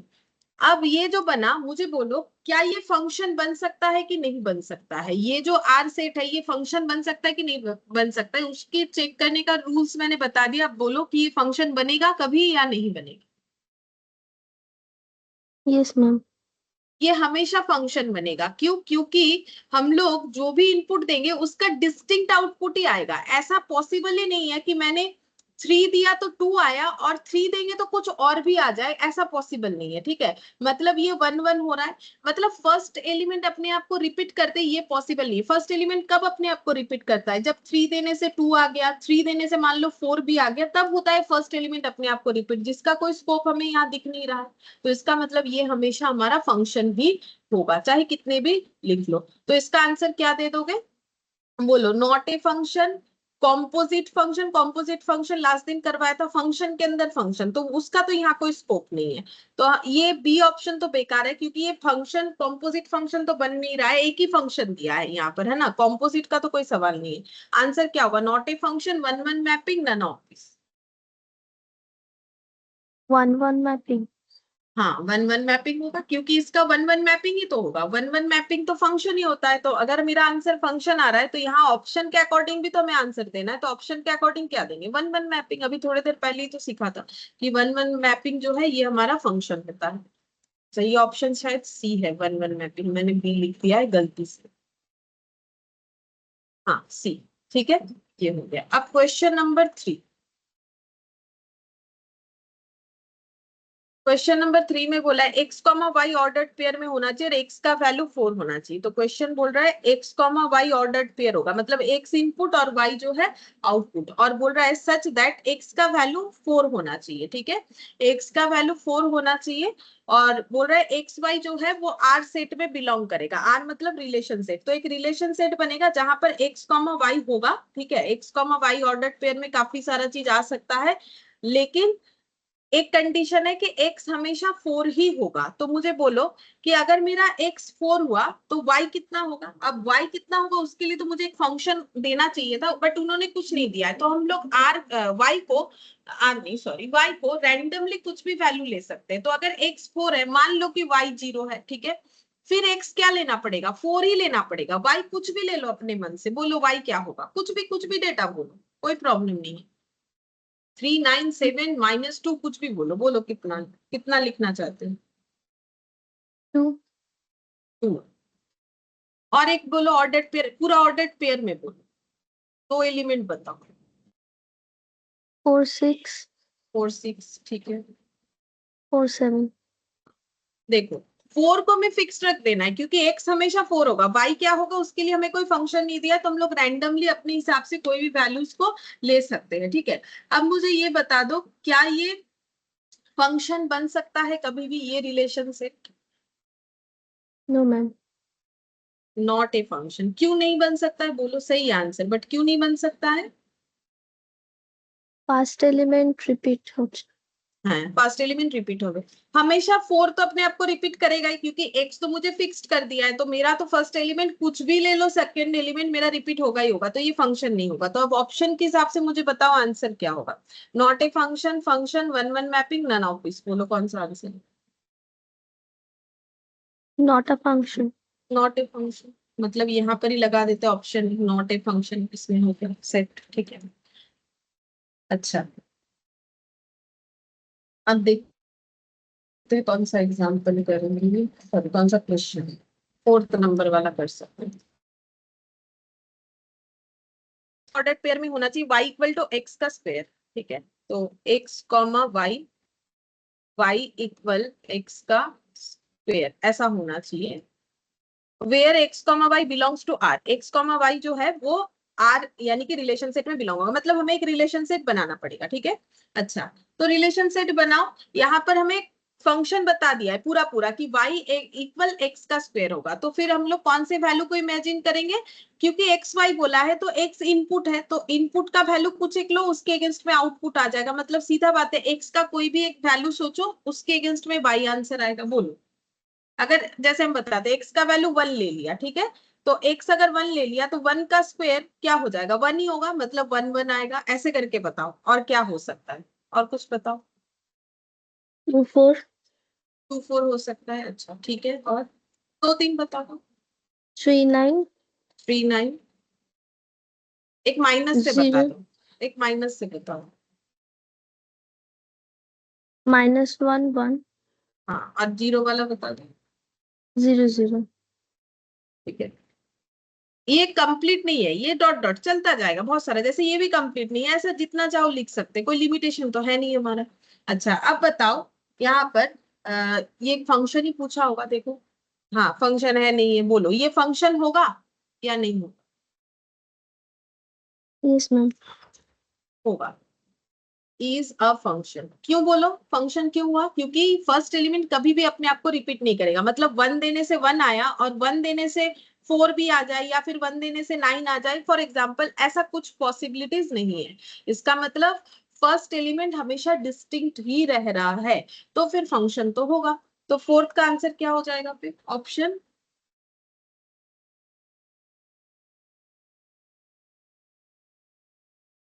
बी। ठीक है, 4th का आंसर हो गया ऑप्शन बी। अब fifth number, x comma y, x less than Y.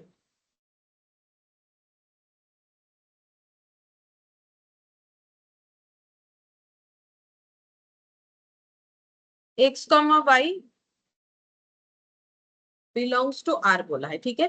तो हमें आर सेट बनाना है और ये मेंटेन करना है, हमें इनपुट x को ही रखना है। तो बोलो x लेस देन वाई होगा, ऐसा मुझे रिलेशन सेट बनाना है। तो क्या लिख सकते हैं, जैसे हम एक एग्जांपल दे रहे हैं, मान लो मैंने x4 ले लिया, तो हम यहाँ पर क्या ले सकते हैं, 0 ले सकते हैं, ठीक है। और बोलो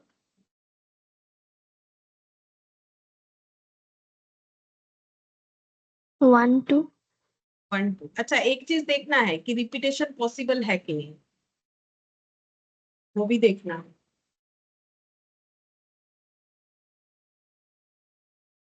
मतलब देखो 4 0 हुआ, क्या ये हो सकता है?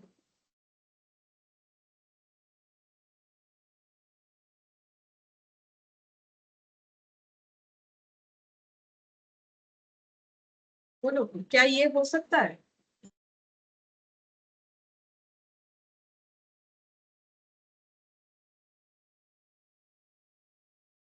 अच्छा, x लेस देन वाई बोला है, सॉरी मैंने तो गलत लिख दिया, x लेस देन वाई 1 2, ठीक है। अच्छा हाँ, मैंने तो गलत लिखा है, बोलने देना।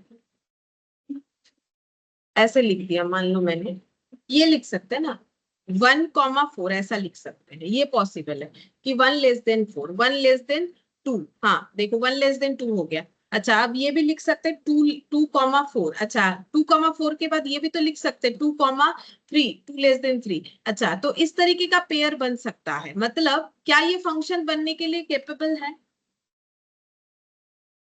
No ma'am. नहीं, नॉट ए फंक्शन, ठीक है। अब देखो वो अपना दिमाग लगाना पड़ेगा। अगर तुम लोग ऐसे लिख दिए 1 4, फिर उसके बाद 2 4 लिख दिया, फिर उसके बाद मान लो लिख दिया ऐसे कि 0, और ये हो गया 0, और 0 नहीं लिख के यहाँ पर लिख देते 3 9, ठीक है, और बोलोगे कि ये फंक्शन हो गया, तब तो गलत हो जाएगा, ठीक है। हमें ये क्योंकि देखो यहाँ तो एलिमेंट अपने आप को रिपीट नहीं कर रहा है फर्स्ट एलिमेंट, लेकिन हमें ये हमेशा देख लेना है। अगर ऐसा दिया हुआ है कि 1 4 हो सकता है, तो 1 2 भी तो हो सकता है। तो देख लेना है कि फर्स्ट एलिमेंट अपने आप को रिपीट कर पा रहा है कि नहीं कर पा रहा है किसी भी तरीके से, ठीक है। तभी आंसर हम लोग दे पाएंगे, क्योंकि हमारे पास तो ऐसा कोई डेटा है नहीं ना, हमें तो कोई डेटा नहीं दे दिया है कि ए सेट में ये है, बी में ये है, उससे हम लोग निकालें। हम लोग अपने हिसाब से इनपुट आउटपुट ले रहे हैं। तो हमेशा चेक कर लेना है कि रिपीटेशन पॉसिबल है कि नहीं है, ठीक है। तो x less than repetition possible हो जा रहा है, तो नॉट ए फंक्शन। अब देखते हैं आंसर क्या होगा फिर। ऑप्शन ए, 5 का आंसर हो जाएगा option A, not a function. अच्छा, अब नेक्स्ट देखते हैं। नेक्स्ट यहाँ पर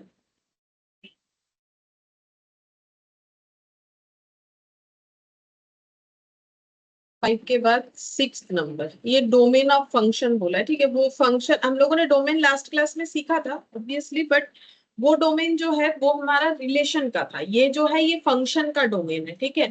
तो ठीक है, वो भी हम लोग सीख लेंगे। ये जो डोमेन ऑफ 1 7, ये हम सिखाएंगे तब बोलते हैं, ठीक है कि कैसे। एक मिनट, हाँ हम लोगों ने कौन कौन सा कर लिया। ये वाला किया, और ये वाला बना के चलते हैं। अब हम लोग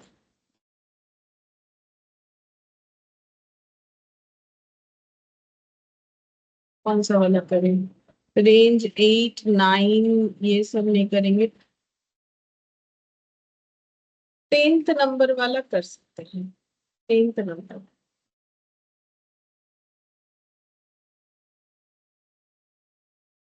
10th नंबर वाला करें। इसके बाद बीच का जो भी गैप रख रहे हैं ना, वो हम लोग कर लेंगे, ठीक है। 10th नंबर में बोला है if f of x equal to 1 divided by 1 minus x, find f of -1। ये लास्ट क्लास में सिखाया था, ठीक है। फाइंड एफ ऑफ -1 ये निकालने के लिए बोला है, तो बोलो क्या होगा, कैलकुलेट करके बताओ।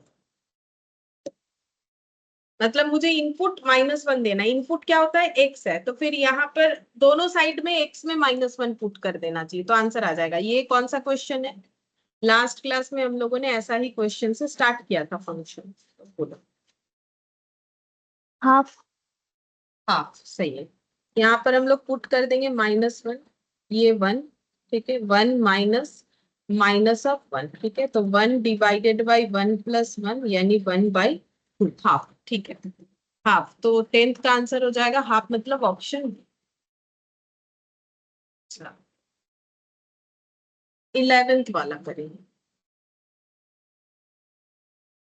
क्वेश्चन नंबर 11, क्वेश्चन नंबर 11 में बोला है gx equal to x-1,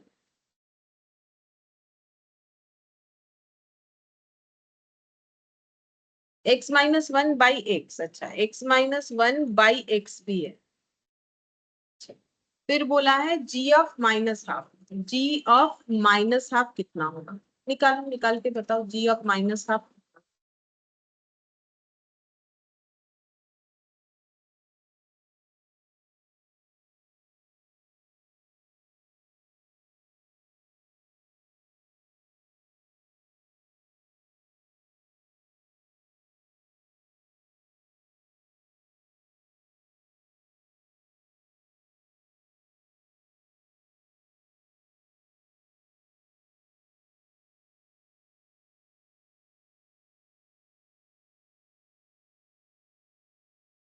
three. 3, हाँ 3 होगा, सही है 3 होगा। तो ये देखो -हाफ इधर इनपुट देंगे तो इधर भी x जहां जहां है वहां वहां -हाफ लिखना पड़ेगा, बाकी तो सिंपल कैलकुलेशन। तो -हाफ ये ऐसे एलसीएम कर सकते हैं, -3/2 डिवाइडेड बाई -1/2, तो -3/2 इंटू 2/1 माइनस, तो ये 2 कैंसिल आउट, ये माइनस माइनस में प्लस होके 3 आंसर आ गया। 3 मतलब ऑप्शन देखते हैं कितना है, डी, ऑप्शन डी हो जाएगा। अब नेक्स्ट कौन सा क्वेश्चन कर सकते हैं? 11 के बाद 12 भी कर सकते हैं, क्योंकि हम लोगों ने लास्ट क्लास में फंक्शन ऑफ फंक्शन सीख लिया था, ठीक है। तो यहाँ पर क्वेश्चन नंबर 12 ये कर सकते हैं। देखो बोला है f of x equal to 1 divided by 1 minus x, 1 divided by 1 minus x. अच्छा, फिर बोला है g of x equal to x minus 1/x, और एक फंक्शन दिया। देखो जब तक दो फंक्शन नहीं देगा तो फंक्शन ऑफ फंक्शन यानी कॉम्पोजिट फंक्शन नहीं बनेगा, x माइनस 1/x। ये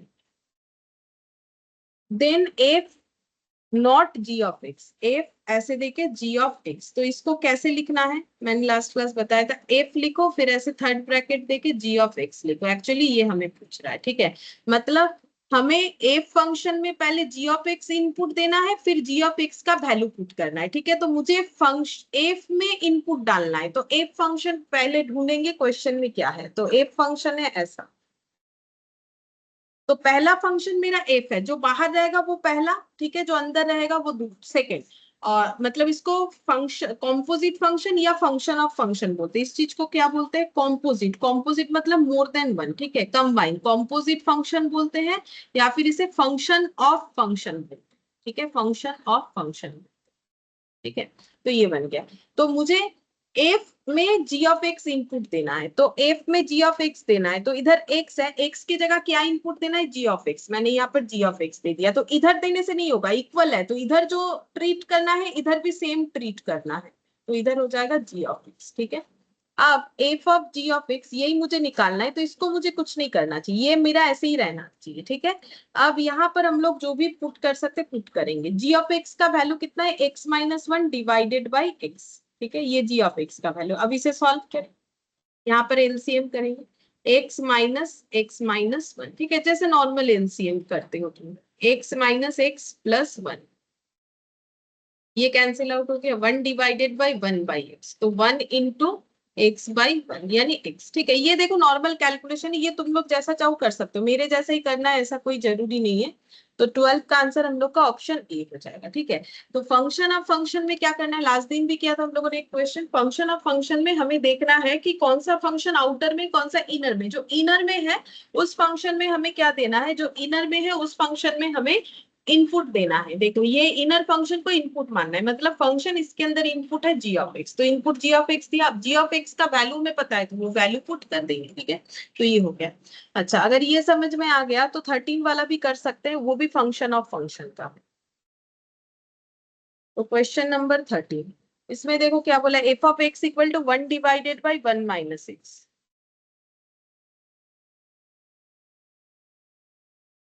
और क्या बोला है, g of x equal to x minus 1 by x.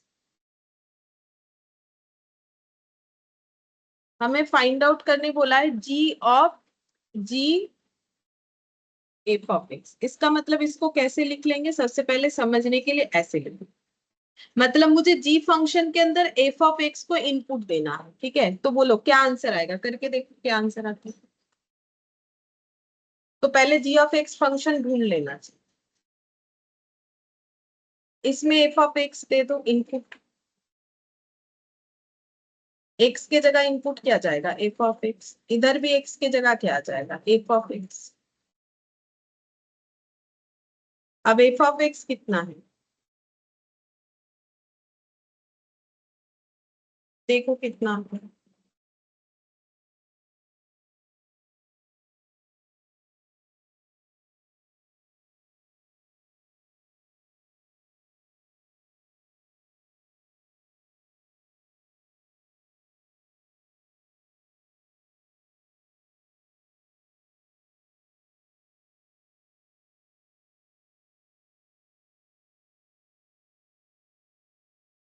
इसमें भी आंसर एक्स आया, 13 का आंसर हम लोग का आ गया एक्स, ऑप्शन बी।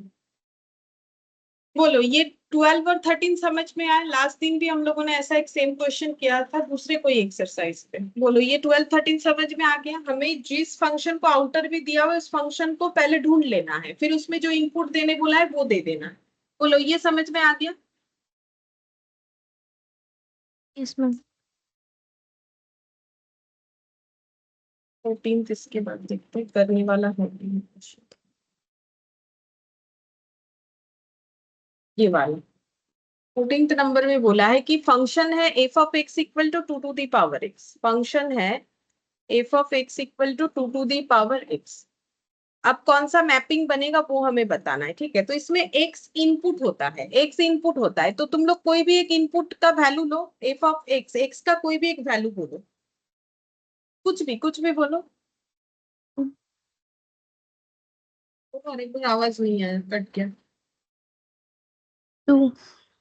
2, अगर 2 लेंगे तो यहाँ पर कितना आएगा, 2 टू दी पावर 2, तो 4 आ जाएगा। ठीक है, मतलब पेयर के हिसाब से लिखेंगे, तो इनपुट 2 दिया तो आउटपुट 4 आ गया। ठीक है, अच्छा चलो अब और बताओ, 2 3 बता दो कुछ भी, मतलब यहाँ पर पेयर 2 3 बन जाना चाहिए, वो हम कर रहे हैं। और बताओ कोई भी इनपुट। 0. 0, तो कितना आ जाएगा, 2 टू दी पावर 0, कितना आंसर आएगा, 0 देने से बोले 0. ना 1।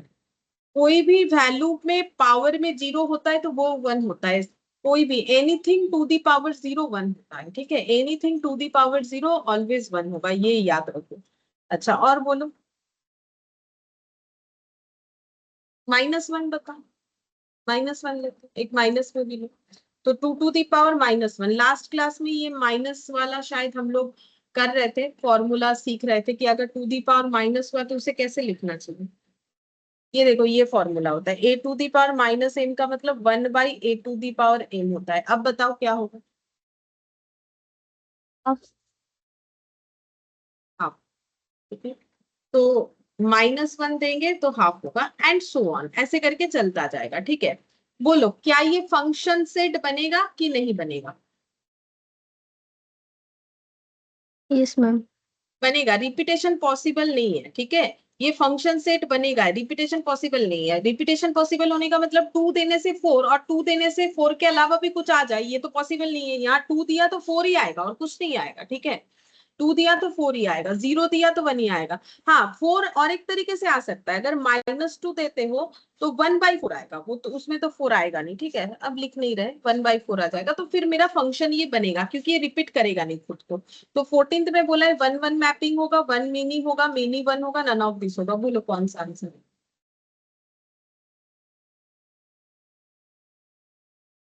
1 1 मैपिंग। 1 1 मैपिंग होगा, 1 1, ठीक है। देखो फंक्शन होने पे दो ही मैपिंग जो है हमारा सेटिस्फाई कर सकता है, क्या क्या अभी थोड़ी देर पहले लिखवाया था, एक होता है 1 1 और एक कौन सा मैपिंग होता है जिसमें फंक्शन बन जाएगा? Many 1 mapping. मेनी 1। लेकिन ये जो मैपिंग है ये मेनी 1 वाला नहीं बनेगा, मेनी 1 तब बनेगा जब हम लोग का एक इनपुट से क्या हो जाएगा, सॉरी एक आउटपुट का एक से ज्यादा इनपुट होगा, लेकिन वैसा पॉसिबल नहीं है कि 4 2 से भी बन जाए और -2 से भी 4 बने, ये पॉसिबल नहीं है। देखो क्योंकि -2 लगाओगे तो वो 1/4 बन जा रहा है, ठीक है, मतलब 4 के लिए 2 ही अवेलेबल है, उससे अलग कुछ अवेलेबल नहीं है। अगर ऐसा होता, मान लो कि ऐसा होता कि -2 से भी 4 बन जाता, तब हम लोग का वो जो और एक मैपिंग है जो कि फंक्शन को सेटिस्फाई करता है वो बन जाता। उसका नाम क्या है जो फंक्शन को सेटिस्फाई करेगा? ये वाला मैपिंग, क्या बोलते हैं उसे, मेनी टू वन, वो बन जाता। लेकिन वो तो यहाँ पर हो नहीं रहा है, तो फिर हमारा यहाँ पर आंसर देखो, फंक्शन तो बन रहा है लेकिन कौन सा मैपिंग बन रहा है वो भी हमें समझना पड़ेगा। डिस्टिंक्ट हो रहा है तो 1 1 मैपिंग, ठीक है। तो 1 1 मैपिंग आंसर जो है हमारे ऑप्शन ए के साथ मैच हो गया, ठीक है। अच्छा इसके बाद रेंज है, रेंज मैंने अभी फंक्शन का नहीं करवाया।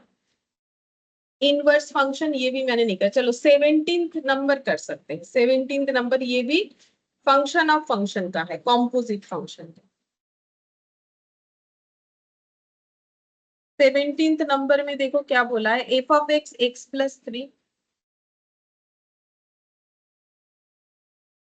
फिर जी ऑफ एक्स एक्स का स्क्वायर,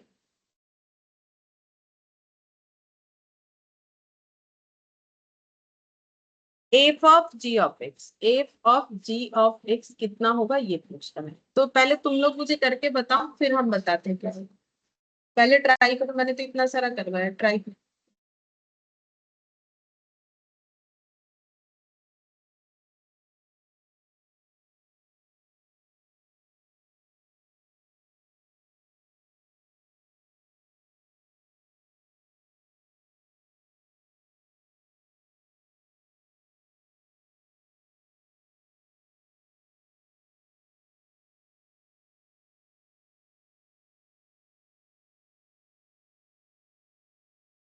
एक्स स्क्वायर प्लस 3।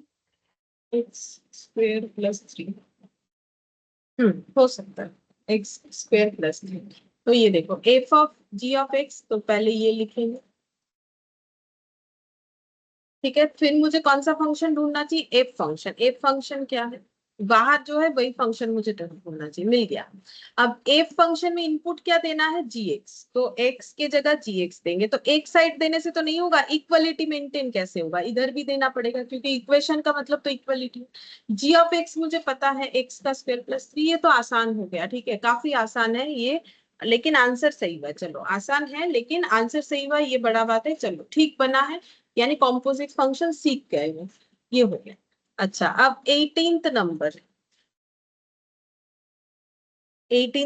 देखो, इसमें क्या बोला है, f of x equal to x plus 3,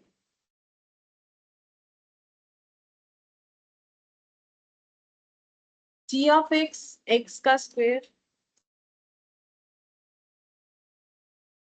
तो f of x into g of x निकालना।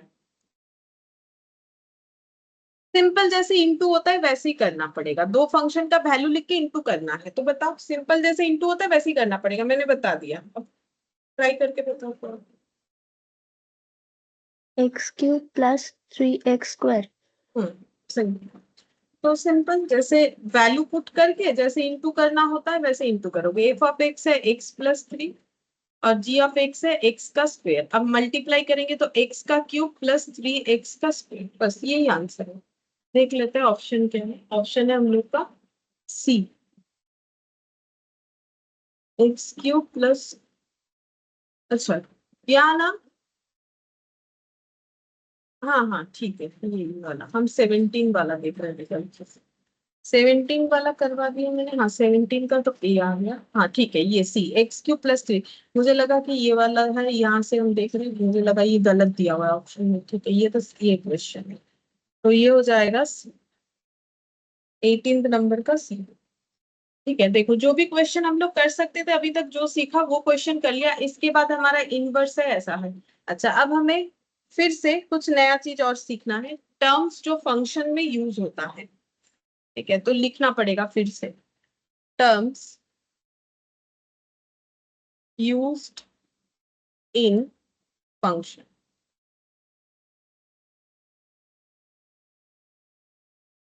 डोमेन,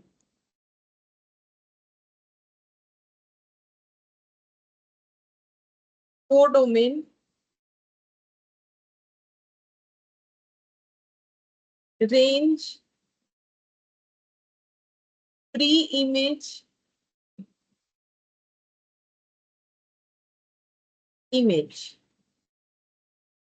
ये कुछ टर्म्स हमें सीखना पड़ेगा। देखो डोमेन कोडोमेन तुम लोग सोचोगे पहले भी सीखा है, हाँ, लेकिन वो तो रिलेशन के लिए, फंक्शन के लिए नहीं सीखा है। फंक्शन के लिए सीखेंगे।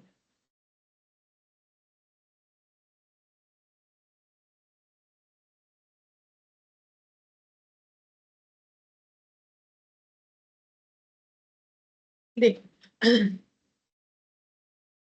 एग्जाम्पल लेते हैं समझने के लिए। ए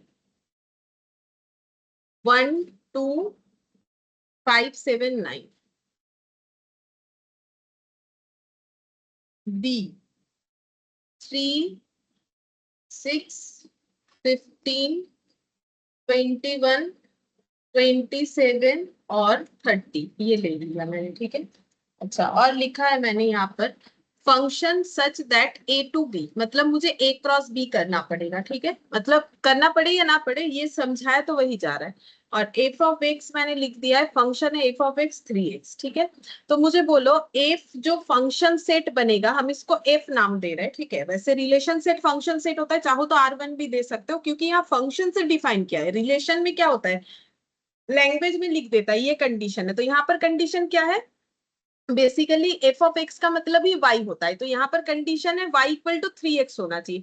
तो उसको कभी कभी ऐसे भी लिख सकते हैं। ठीक है, जो f(x) है वही मेरा आउटपुट होता है, वही y होता है। ठीक है, तो मैंने ये क्वेश्चन ऐसा दिया है। अगर इसको रिलेशन में लिखेंगे तो ये कुछ ऐसा दिखेगा, रिलेशन सेट ऐसे हो जाएगा x, y such that y = 3x। ये जो मतलब है और ये जो मतलब है, बात बराबर है। ठीक है, ये चीज और ये चीज जो है, ये दोनों बात सेम चीज को समझाता है। ठीक है, कि अगर हम R1 एक सेट बनाएंगे, वहां पर x, y ऑर्डर्ड पेयर में होना चाहिए, और फंक्शन तो मेरा A to B यानी A×B करके ही आना चाहिए, और y = 3x होगा, या फिर f(x) = y 3x, बात एक ही है। तो यहाँ पर f से भी सेट लिखा जा सकता है, r से भी लिखा जा सकता है, R1 से, तो एक ही बात होगा। ठीक है, तो ये मैंने अभी समझाया। तो अब मुझे एक चीज बताओ, एफ में लिखते हैं, अब तक तो आर वाला सीख ही लिया है। ठीक है, सेम चीज है, बस लिखने का तरीका अलग है। अच्छा, मुझे एक चीज बताओ, एफ में क्या क्या आएगा, बोलो। 1 3 1 3 2 6 2 6 5 15 5 15 7 21 9 27।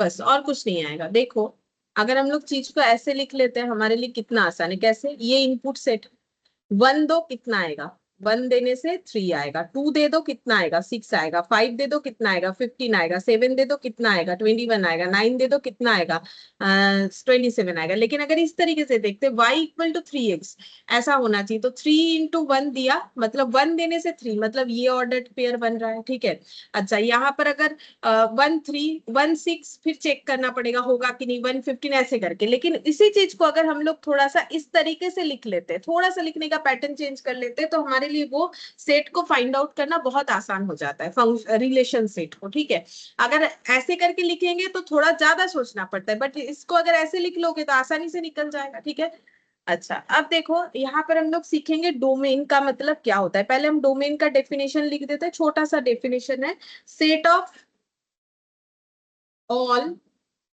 फर्स्ट एलिमेंट, और कोडोमेन का मतलब है set of all second elements. ठीक है, मुझे बोलो सेट ऑफ फर्स्ट एलिमेंट क्या क्या है, मतलब फंक्शन सेट के अंदर से बताना। 1 2 5 7 9। क्या हम लोग बोल सकते हैं this one equal to set A? बोलो, क्या हम लोग बोल सकते हैं कि ये इसका मतलब ही सेट ए है? Yes, ma'am. ठीक है, और सेट ऑफ सेकेंड एलिमेंट्स? 3 6 15 21 27। ठीक है। अच्छा, क्या ये सेट बी बना? No, ma'am.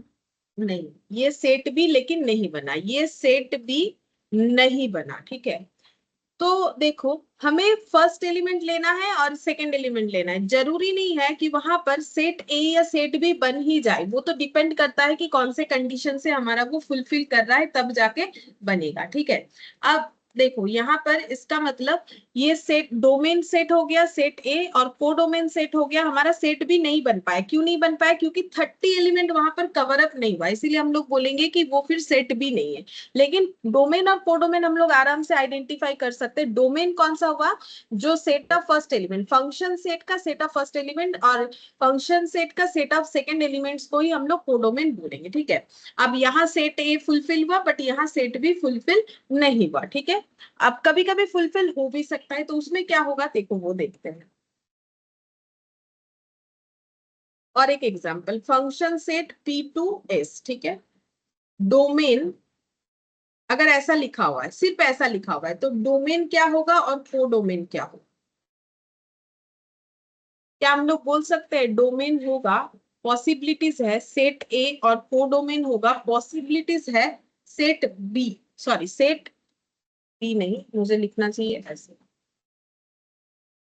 सेट पी और यहाँ पर सेट एस। अगर ऐसा दिया हुआ है और मुझे सिर्फ बताना है, तो यहाँ तो मुझे देखो फंक्शन सेट का हम लोग ऐसे भी लिख सकते हैं set set of all first element और set of all second element.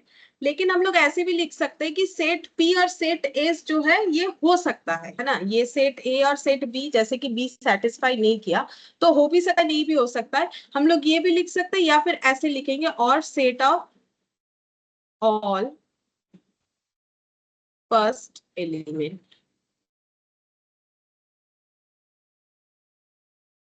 Set, ऐसे हमें पूछ सकता है। ठीक है, ऐसे एक फंक्शन सेट दे दिया, हमें पूछ सकता है कि इसका डोमेन बताओ।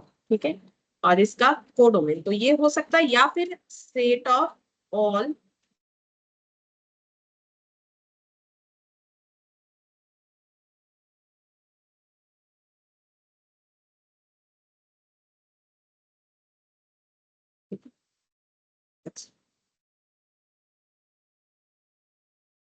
अब ये हम लोगों ने सीखा डोमेन कोडोमेन। अब हम लिखेंगे रेंज। रेंज क्या होता है? रेंज का मतलब हो गया set of second elements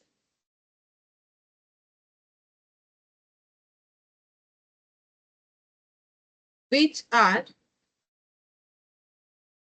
part of function set। ठीक है, रेंज का मतलब होता है second element which are part of function set. ठीक है, तो मुझे एक चीज बताओ, ये एग्जांपल से, ये फंक्शन सेट है, इस फंक्शन सेट में सेकेंड एलिमेंट्स क्या क्या था?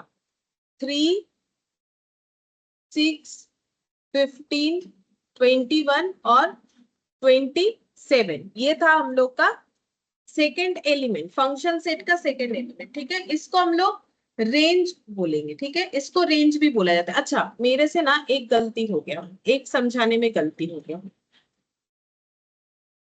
ये जो है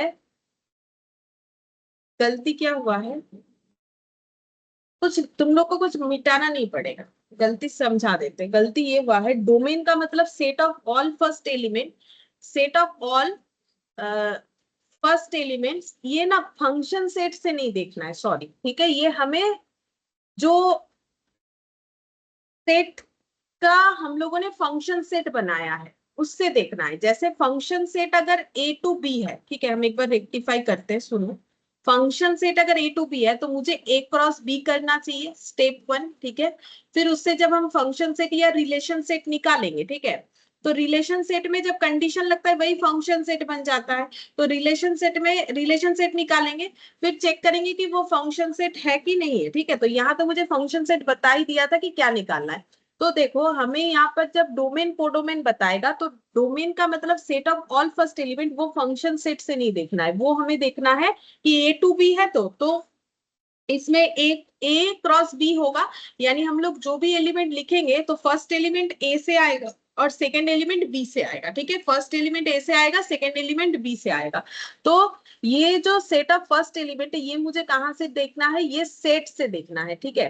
तो सेट का फर्स्ट एलिमेंट और सेट का सेकेंड एलिमेंट, तो यहाँ पर ए में है 1 2 5 7 9 और बी में है 3 6 15 21 27, और क्या लिखेंगे बोलो, और क्या लिखेंगे? 30. 30, ये थोड़ा सा गलत बता दिया मैंने, ठीक है, ये 30, ये सेट भी हो गया। मतलब डोमेन और कोडोमेन कहाँ से चेक करना है, सेट से चेक करना है, ठीक है। गिवन सेट जो होगा उसके हिसाब से चेक करना है। लेकिन जो रेंज है वो फंक्शन सेट से चेक करना है, फंक्शन सेट से। मैंने उल्टा बता दिया था, ठीक है, मतलब उल्टा बता देते हैं, अभी ध्यान आ गया।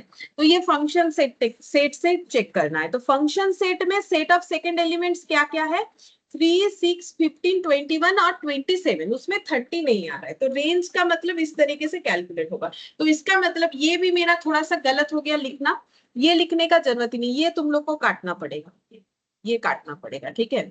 ये काट देना है ना, ये फिर वैलिड नहीं हुआ। अगर मुझे पूछा है एग्जाम्पल ऐसा कि function set P to S है तो डोमेन क्या हो जाएगा, पी सेट में जितने भी एलिमेंट है, कोडोमेन क्या हो जाएगा, एस सेट में जितने भी एलिमेंट है, ठीक है। All elements from set P, all elements from set S, ठीक है, ये हो जाएगा। अच्छा, रेंज का मतलब ये बन गया कि set of second elements which are part of function set, ठीक है। अच्छा, अब इससे क्या हम लोग ये बोल सकते हैं कि रेंज जो है वो कोडोमेन का सबसेट हो सकता है, बोलो क्या ये चीज बोल सकते हैं? क्योंकि रेंज जो है और कोडोमेन जो है वो इक्वल हो भी सकता है, नहीं भी हो सकता है ना। क्योंकि देखो कोडोमेन में मैंने क्या लिखा, 3 6 15 21 27 30, मतलब सेट बी का सारा एलिमेंट्स लिखा। अब यहाँ पर देखो जो रेंज आया वहां पर 30 नहीं कवर हुआ, क्यों? क्योंकि वो हमारे कंडीशन के साथ नहीं जा रहा है, क्योंकि हमारे पास इनपुट कितना है 1 2 5 7 9, आउटपुट कितना है, आउटपुट 6 आउटपुट है, ठीक है। अब इनपुट अगर 5 है तो आउटपुट भी मुझे 5 ही मिलेगा, ठीक है, क्योंकि इनपुट के हिसाब से आउटपुट निकाल रहे हैं। तो इनपुट अगर 5 है तो आउटपुट भी 5 निकलेगा। तो इसीलिए यहाँ पर जो है 30 कवर अप नहीं हुआ रेंज में। तो यहाँ पर देखो रेंज में जो वैल्यू है और कोडोमेन में जो वैल्यू है, कोडोमेन में एक वैल्यू ज्यादा है, तो हम लोग बोल सकते हैं कि range may be a subset of codomain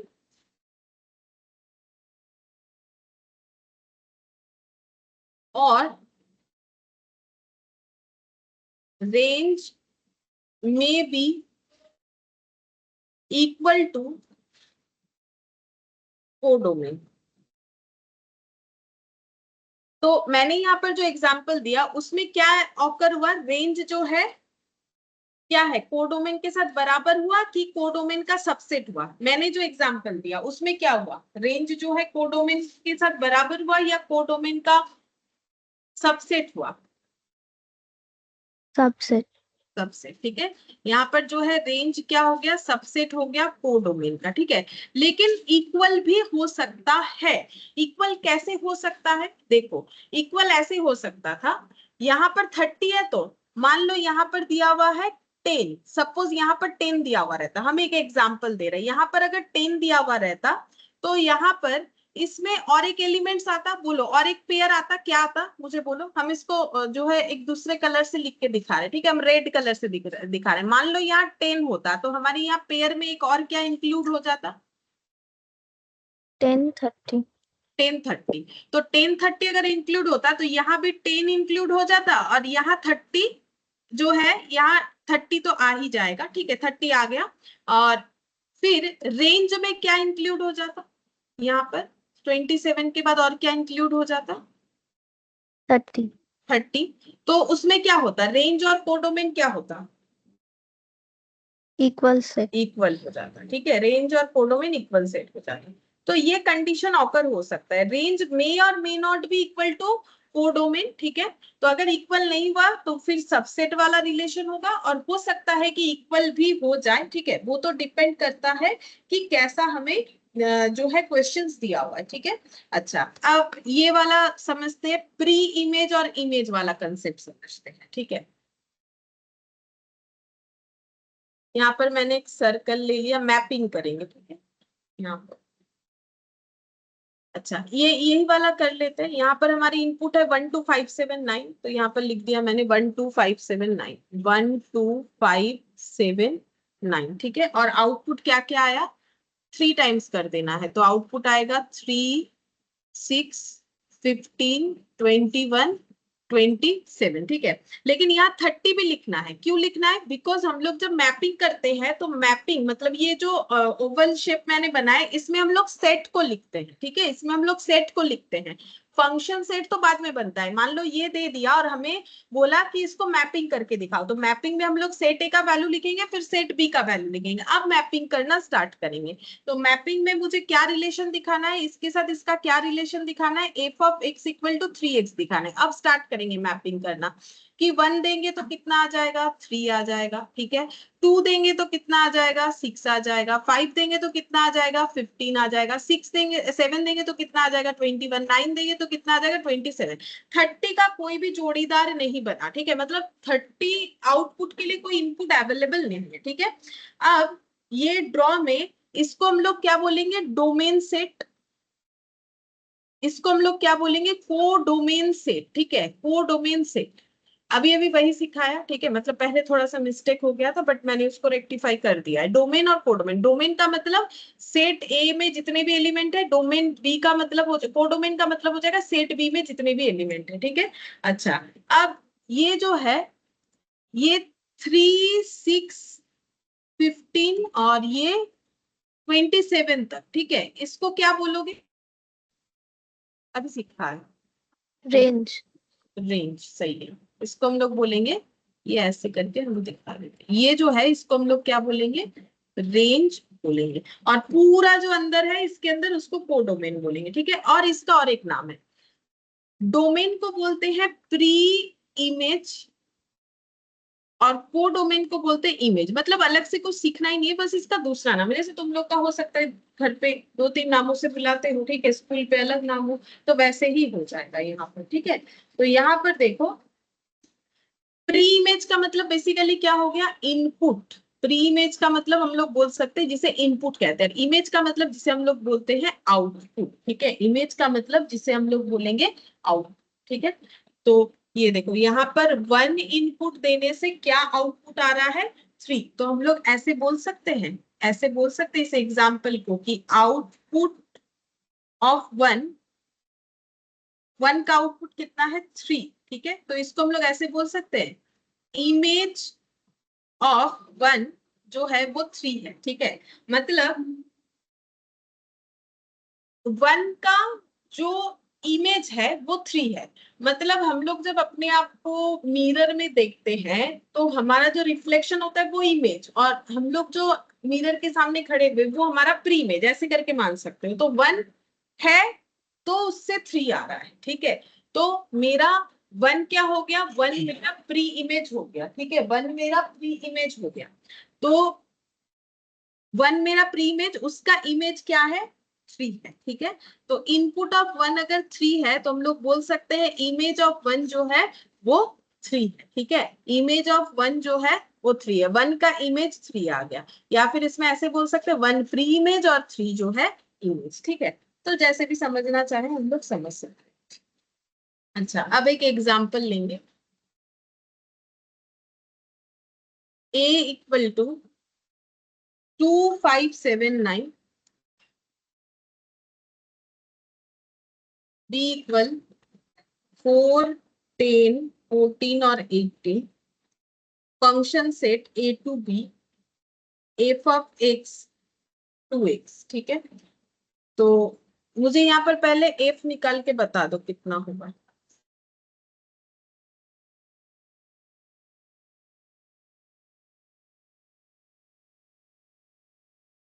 2, 4, हाँ 5, 10, 7, 14, 9, 18. ठीक है। कैसे निकाला? सिंपल, इससे निकाल लो। इनपुट में 1 दे दो, मतलब 1 बोल रहे, सॉरी 2 दे दो, तो 2 देने से क्या आ जाएगा? 4 आ जाएगा, क्योंकि ये 2x है, ठीक है। 5 देंगे तो 10 आ जाएगा, 7 देंगे तो 24 आ जाएगा, 9 दोगे तो 18 आ जाएगा। इसको y इक्वल टू करके देखने का जरूरत भी नहीं, ठीक है। अब मुझे यहाँ से ये बता दो कि रेंज का आंसर क्या आएगा और कोडोमेन का आंसर क्या है। कोडोमेन क्या देख के बताना है, रेंज क्या देख के बताना है, मैंने बोल दिया, ठीक है। बोलो कोडोमेन का आंसर क्या आएगा, रेंज का आंसर क्या है। 4, 10, 14, 18. ये हो गया मेरा रेंज। क्या देख के बताए हो, बोलो।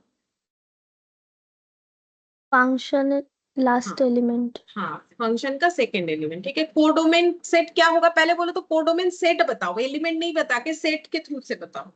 तो मेरे से गलती हो गया था, तुम एक बार पूछ लेते हैं। Set B. सेट। अब एलिमेंट्स बताओ। 4, 10, 14, 18. अब बोलो यहाँ पर कोडोमेन और रेंज में क्या रिलेशन? सबसेट या Equal. इक्वल? सबसेट नहीं है, इक्वल है, ठीक है। सबसेट या इक्वल ये पूछ रहे थे हम, answer equal. Subset, sorry, range equal codomain, ठीक है। तो ये जो मैंने लिखवाया कि रेंज में बी और may not be equal to codomain, ठीक है, वो हम लोगों ने दो जो है एग्जाम्पल के साथ देखा। कहाँ लिखवाया मैंने, पता नहीं कहाँ लिखवाया। सेट ऑफ सेकेंड एलिमेंट का, हाँ, range may be a subset of codomain और range may be equal to codomain, ठीक है। ये चीज हमें हमेशा याद रखना चाहिए। जो रेंज जो है वो सबसेट हो सकता है कोडोमेन का, या फिर कोडोमेन के साथ इक्वल हो सकता है। दोनों में से कोई भी एक सिचुएशन हो सकता है। तो अभी अभी हम लोगों ने जो भी दो एग्जाम्पल लिया, उससे ये दो चीज हमें समझ में आ गया, ठीक है। अच्छा, प्री इमेज को भी हम डिफाइन कर देते हैं। प्री इमेज का मतलब क्या है? प्री इमेज का मतलब है इनपुट और फर्स्ट एलिमेंट, इनपुट और first element in ordered pair of functions, in ordered pair of function set। और इमेज का मतलब है आउटपुट और second element in ordered pair of function set, ठीक है। तो इसका मतलब इमेज, प्री इमेज हमें फंक्शन सेट से देखना है, और ये लॉजिकल भी है, सोच के देखो। क्योंकि मेरा इनपुट देने से क्या आउटपुट आ रहा है वो मुझे देखना चाहिए ना। तो मेरा इनपुट क्या है, क्योंकि प्री इमेज का मतलब इनपुट, इनपुट है 1 2 5 7 9, ये सारा मैंने इनपुट दिया, और आउटपुट क्या आया 3 6 15 21 27, ठीक है। तो इसका मतलब ये जो रेंज है, ये पूरा का पूरा क्या है, प्री इमेज, ठीक है। लेकिन इमेज में क्या क्या कवर होगा, जो भी आउटपुट मुझे मिला, तो इमेज में क्या कवर होगा? Range. रेंज, ठीक है। इमेज में क्या कवर होगा? रेंज कवर होगा। क्योंकि 30 कवर हो ही नहीं सकता है, क्योंकि 30 को कवर होने के लिए आउटपुट होना पड़ेगा। तो आउटपुट होने के लिए इनपुट चाहिए, लेकिन 30 का तो कोई इनपुट है नहीं, तो 30 हमारे इमेज में नहीं आता है, ठीक है। तो प्री इमेज और इमेज भी हमें क्या देखना है, फंक्शन सेट से देखना है। और ये बिल्कुल लॉजिकल है, बिकॉज प्री इमेज का मतलब इनपुट और इमेज का मतलब आउटपुट। तो सेट में जो डेटा होगा उसी को इनपुट दे सकते हैं ऑब्वियसली, और जिस डेटा से आउटपुट आएगा उसी को कंसिडर कर सकते हैं, ठीक है। तो इस तरीके से ये आंसर हमारे पास आ जाता है इमेज और प्री इमेज का। अच्छा चलो, अब हम लोग यहाँ से एक दो क्वेश्चन कर सकते हैं। जैसे ये वाला 6th number, the domain of 1726 is, ठीक है, यहाँ पर लिख दिया। एक्सरसाइज 7C है शायद, एक बार हम देख लेते हैं। हाँ 7B है, सॉरी गलत हो जाता, 7B है। 7B क्वेश्चन नंबर 6 में बोला है द डोमेन ऑफ 1,7 2,6, 1,7 और 2,6, ठीक है, इसका हमें निकालने बोला है डोमेन, ठीक है, तो बोलो क्या होगा। 1 2 डोमेन 1 और 2 हो जाएगा, ठीक है, डोमेन 1 2 हो जाएगा, तो ये हमारा आंसर हो जाएगा ये ऑप्शन सी, 6 का ऑप्शन सी हो जाएगा, ठीक है। देखो कोडोमेन डोमेन नॉर्मली हमें सेट से देखना पड़ता है, बट यहाँ पर सेट तो अवेलेबल है नहीं, तो जो अवेलेबल है उसी से बताएंगे, ठीक है। अच्छा 7th number the range of this one, 7th number में बोला है range of this one, range जो है इसका निकालना है 30201000, 30201000, एक बार देख लेते हैं, 30201000 इज रेंज, बोलो क्या होगा। 0 0, ठीक है, सिर्फ 0 बोलना है, अगर 0 0 0 4 बार बोल दोगे गलत हो जाएगा, क्योंकि सेट कभी भी अपने आप को रिपीट नहीं करता है, सेट में कोई एलिमेंट, ये गलत आंसर दिया भाई, ये सही है, ये सी गलत है, ये भी गलत है, मतलब ऑप्शन बी हो जाएगा। अगर कोई 4 0 से आंसर दे दोगे, इसी वजह से ये क्वेश्चन बना हुआ है, तो गलत हो जाएगा, क्योंकि हम लोग सेट में स्टार्टिंग में पढ़ चुके हैं कि सेट जो है वो अपने आप को, सेट के अंदर जो एलिमेंट होता है वो डिस्टिंक्ट होने चाहिए, कभी भी एक ही जैसा या रिपीटेशन अलाउड नहीं होता है, ठीक है, रिपीटेशन अलाउड नहीं होता है। अच्छा 8th वाला जो है ये होमवर्क कर सकते हो, ठीक है, 8th वाला हम होमवर्क दे रहे हैं, सेम टाइप ऑफ चीज है, थोड़ा सा सोचोगे तो आंसर आएगा, हम थोड़ा सोचने के लिए दे रहे हैं। डोमेन एंड रेंज निकालना है, ठीक है, यहाँ आंसर्स दिया है, रियल नंबर आएगा, natural numbers, real, non negative, real, real real, none of this, ये तुम लोग को बताना है कि कौन सा आंसर आएगा, ठीक है।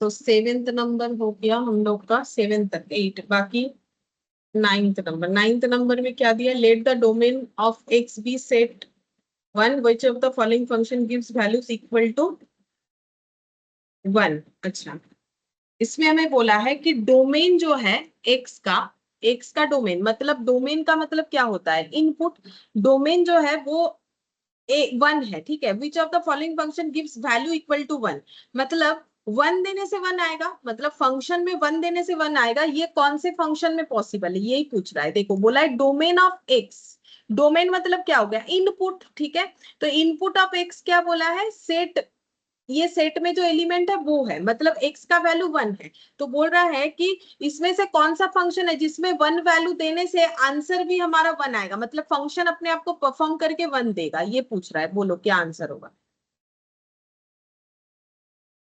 यहाँ देखो 3 फंक्शन है, इसमें से कौन सा ऐसा फंक्शन है जिसमें 1 देने से 1 ही आ जाएगा।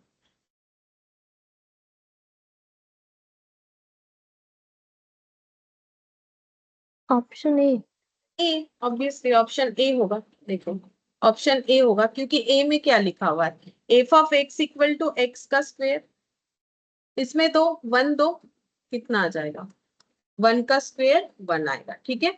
अच्छा और इसके साथ और एक फंक्शन दे दिया है g of x equal x, तो यहाँ पर अगर जी ऑफ 1 दोगे तो कितना आएगा, 1 आएगा, बाकी किसी में भी 1 नहीं आएगा, चेक करके देख सकते हो, ये देखो अगर इसमें पहला बात है, इसमें तो ए लिखा हुआ ये गलत है, ये ऑप्शन का जो इंटरप्रिटेशन है वही गलत है, अगर जी ऑफ एक्स में ट्राई भी करते हो तो वो 0 आएगा, पहला बात है ये अगर 1 भी आ जाता तो भी तो ये आंसर हम लोग दे नहीं सकते, क्योंकि दोनों सेटिस्फाई होना चाहिए था।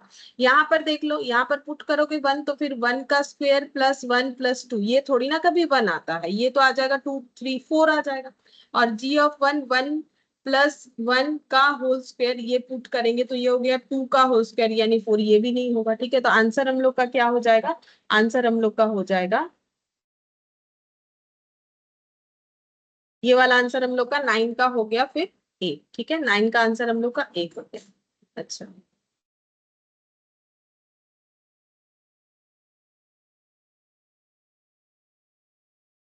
8th नंबर भी कर लेते, चलो ये होमवर्क देख कर क्या होगा, 8 नंबर भी कर लेते हैं, तो फिर हम लोग का काफी सारा हो जाएगा, फिर नेक्स्ट हम लोग दूसरा चीज कर सकते हैं, 8 नंबर भी कर लेते हैं।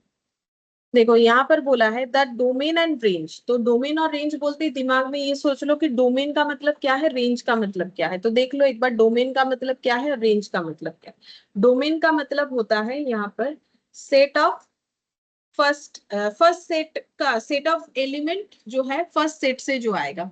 और रेंज का मतलब हो गया, रेंज का मतलब हम लोग का हो जाएगा जो हमारा आउटपुट सेट है, ठीक है, आउटपुट सेट है। फंक्शन सेट से मतलब आउटपुट सेट, ये रेंज हो जाएगा। तो हम लोगों को एक फंक्शन ऐसे क्रिएट करना है x comma y such that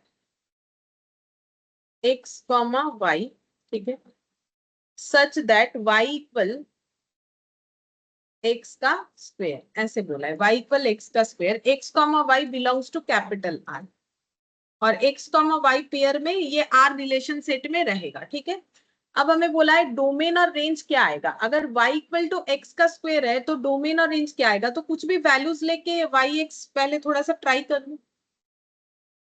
मान लो 0 लिया एक्स तो y कितना आएगा, 0 आएगा। चलो 1 लिया तो कितना आएगा, y 1 आएगा। अच्छा -1 लिया तो कितना आएगा, बोलो।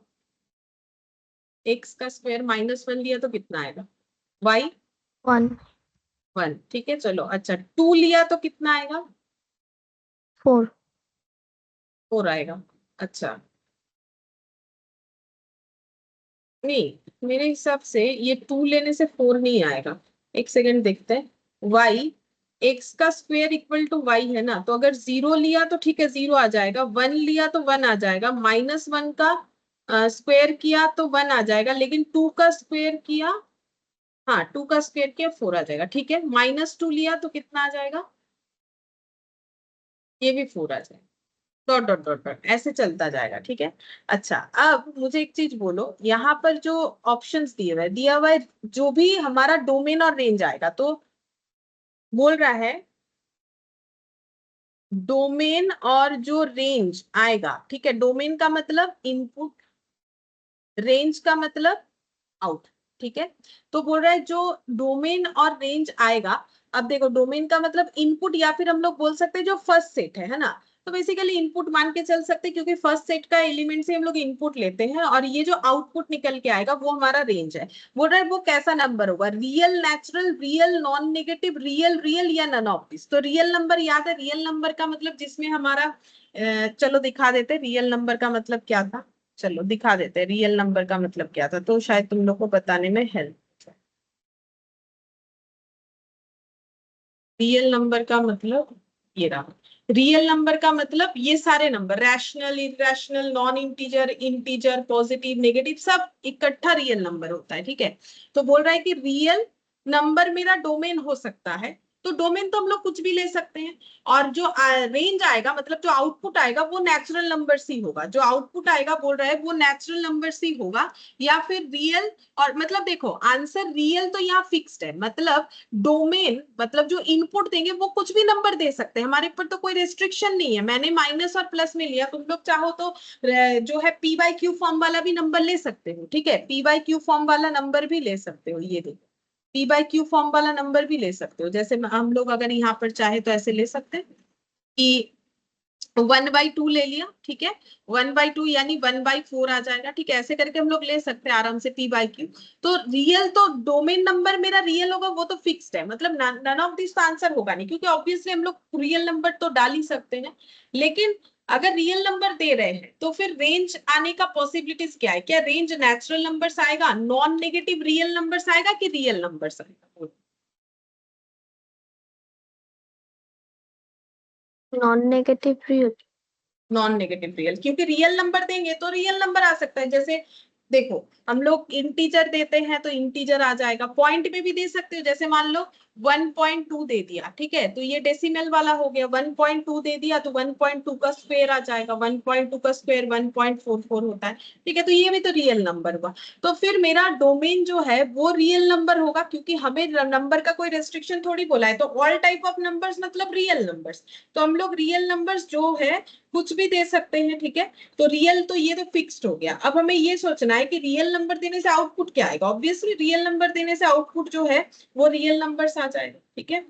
और नेचुरल नंबर्स क्या है? नेचुरल नंबर्स अगर समझना है तो सिंपल 1 2 3 जो है, जो हम लोग काउंटिंग करते हैं ना, उसे नेचुरल नंबर बोला जाता है। लेकिन जरूरी थोड़ी है 1 2 3 ऐसा ही आएगा, हमारा पॉइंट वगैरह भी तो आ सकता है, मतलब नॉन नेगेटिव आएगा, ये तो बात फिक्स है।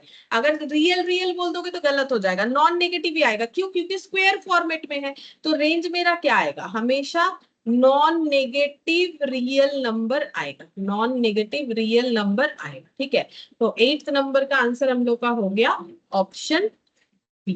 ठीक है, 8th का आंसर हो गया ऑप्शन बी। तो ये भी हम लोगों ने कर लिया। तो ये देखो काफी सारा ही हम लोगों ने यहाँ से कर लिया, लेकिन अभी भी इसमें हमारा थोड़ा सा कुछ पॉइंट्स जो है वो बाकी है पढ़ने के लिए, तो और एक क्लास लगेगा। ठीक है, फिर आज इतना ही करते हैं।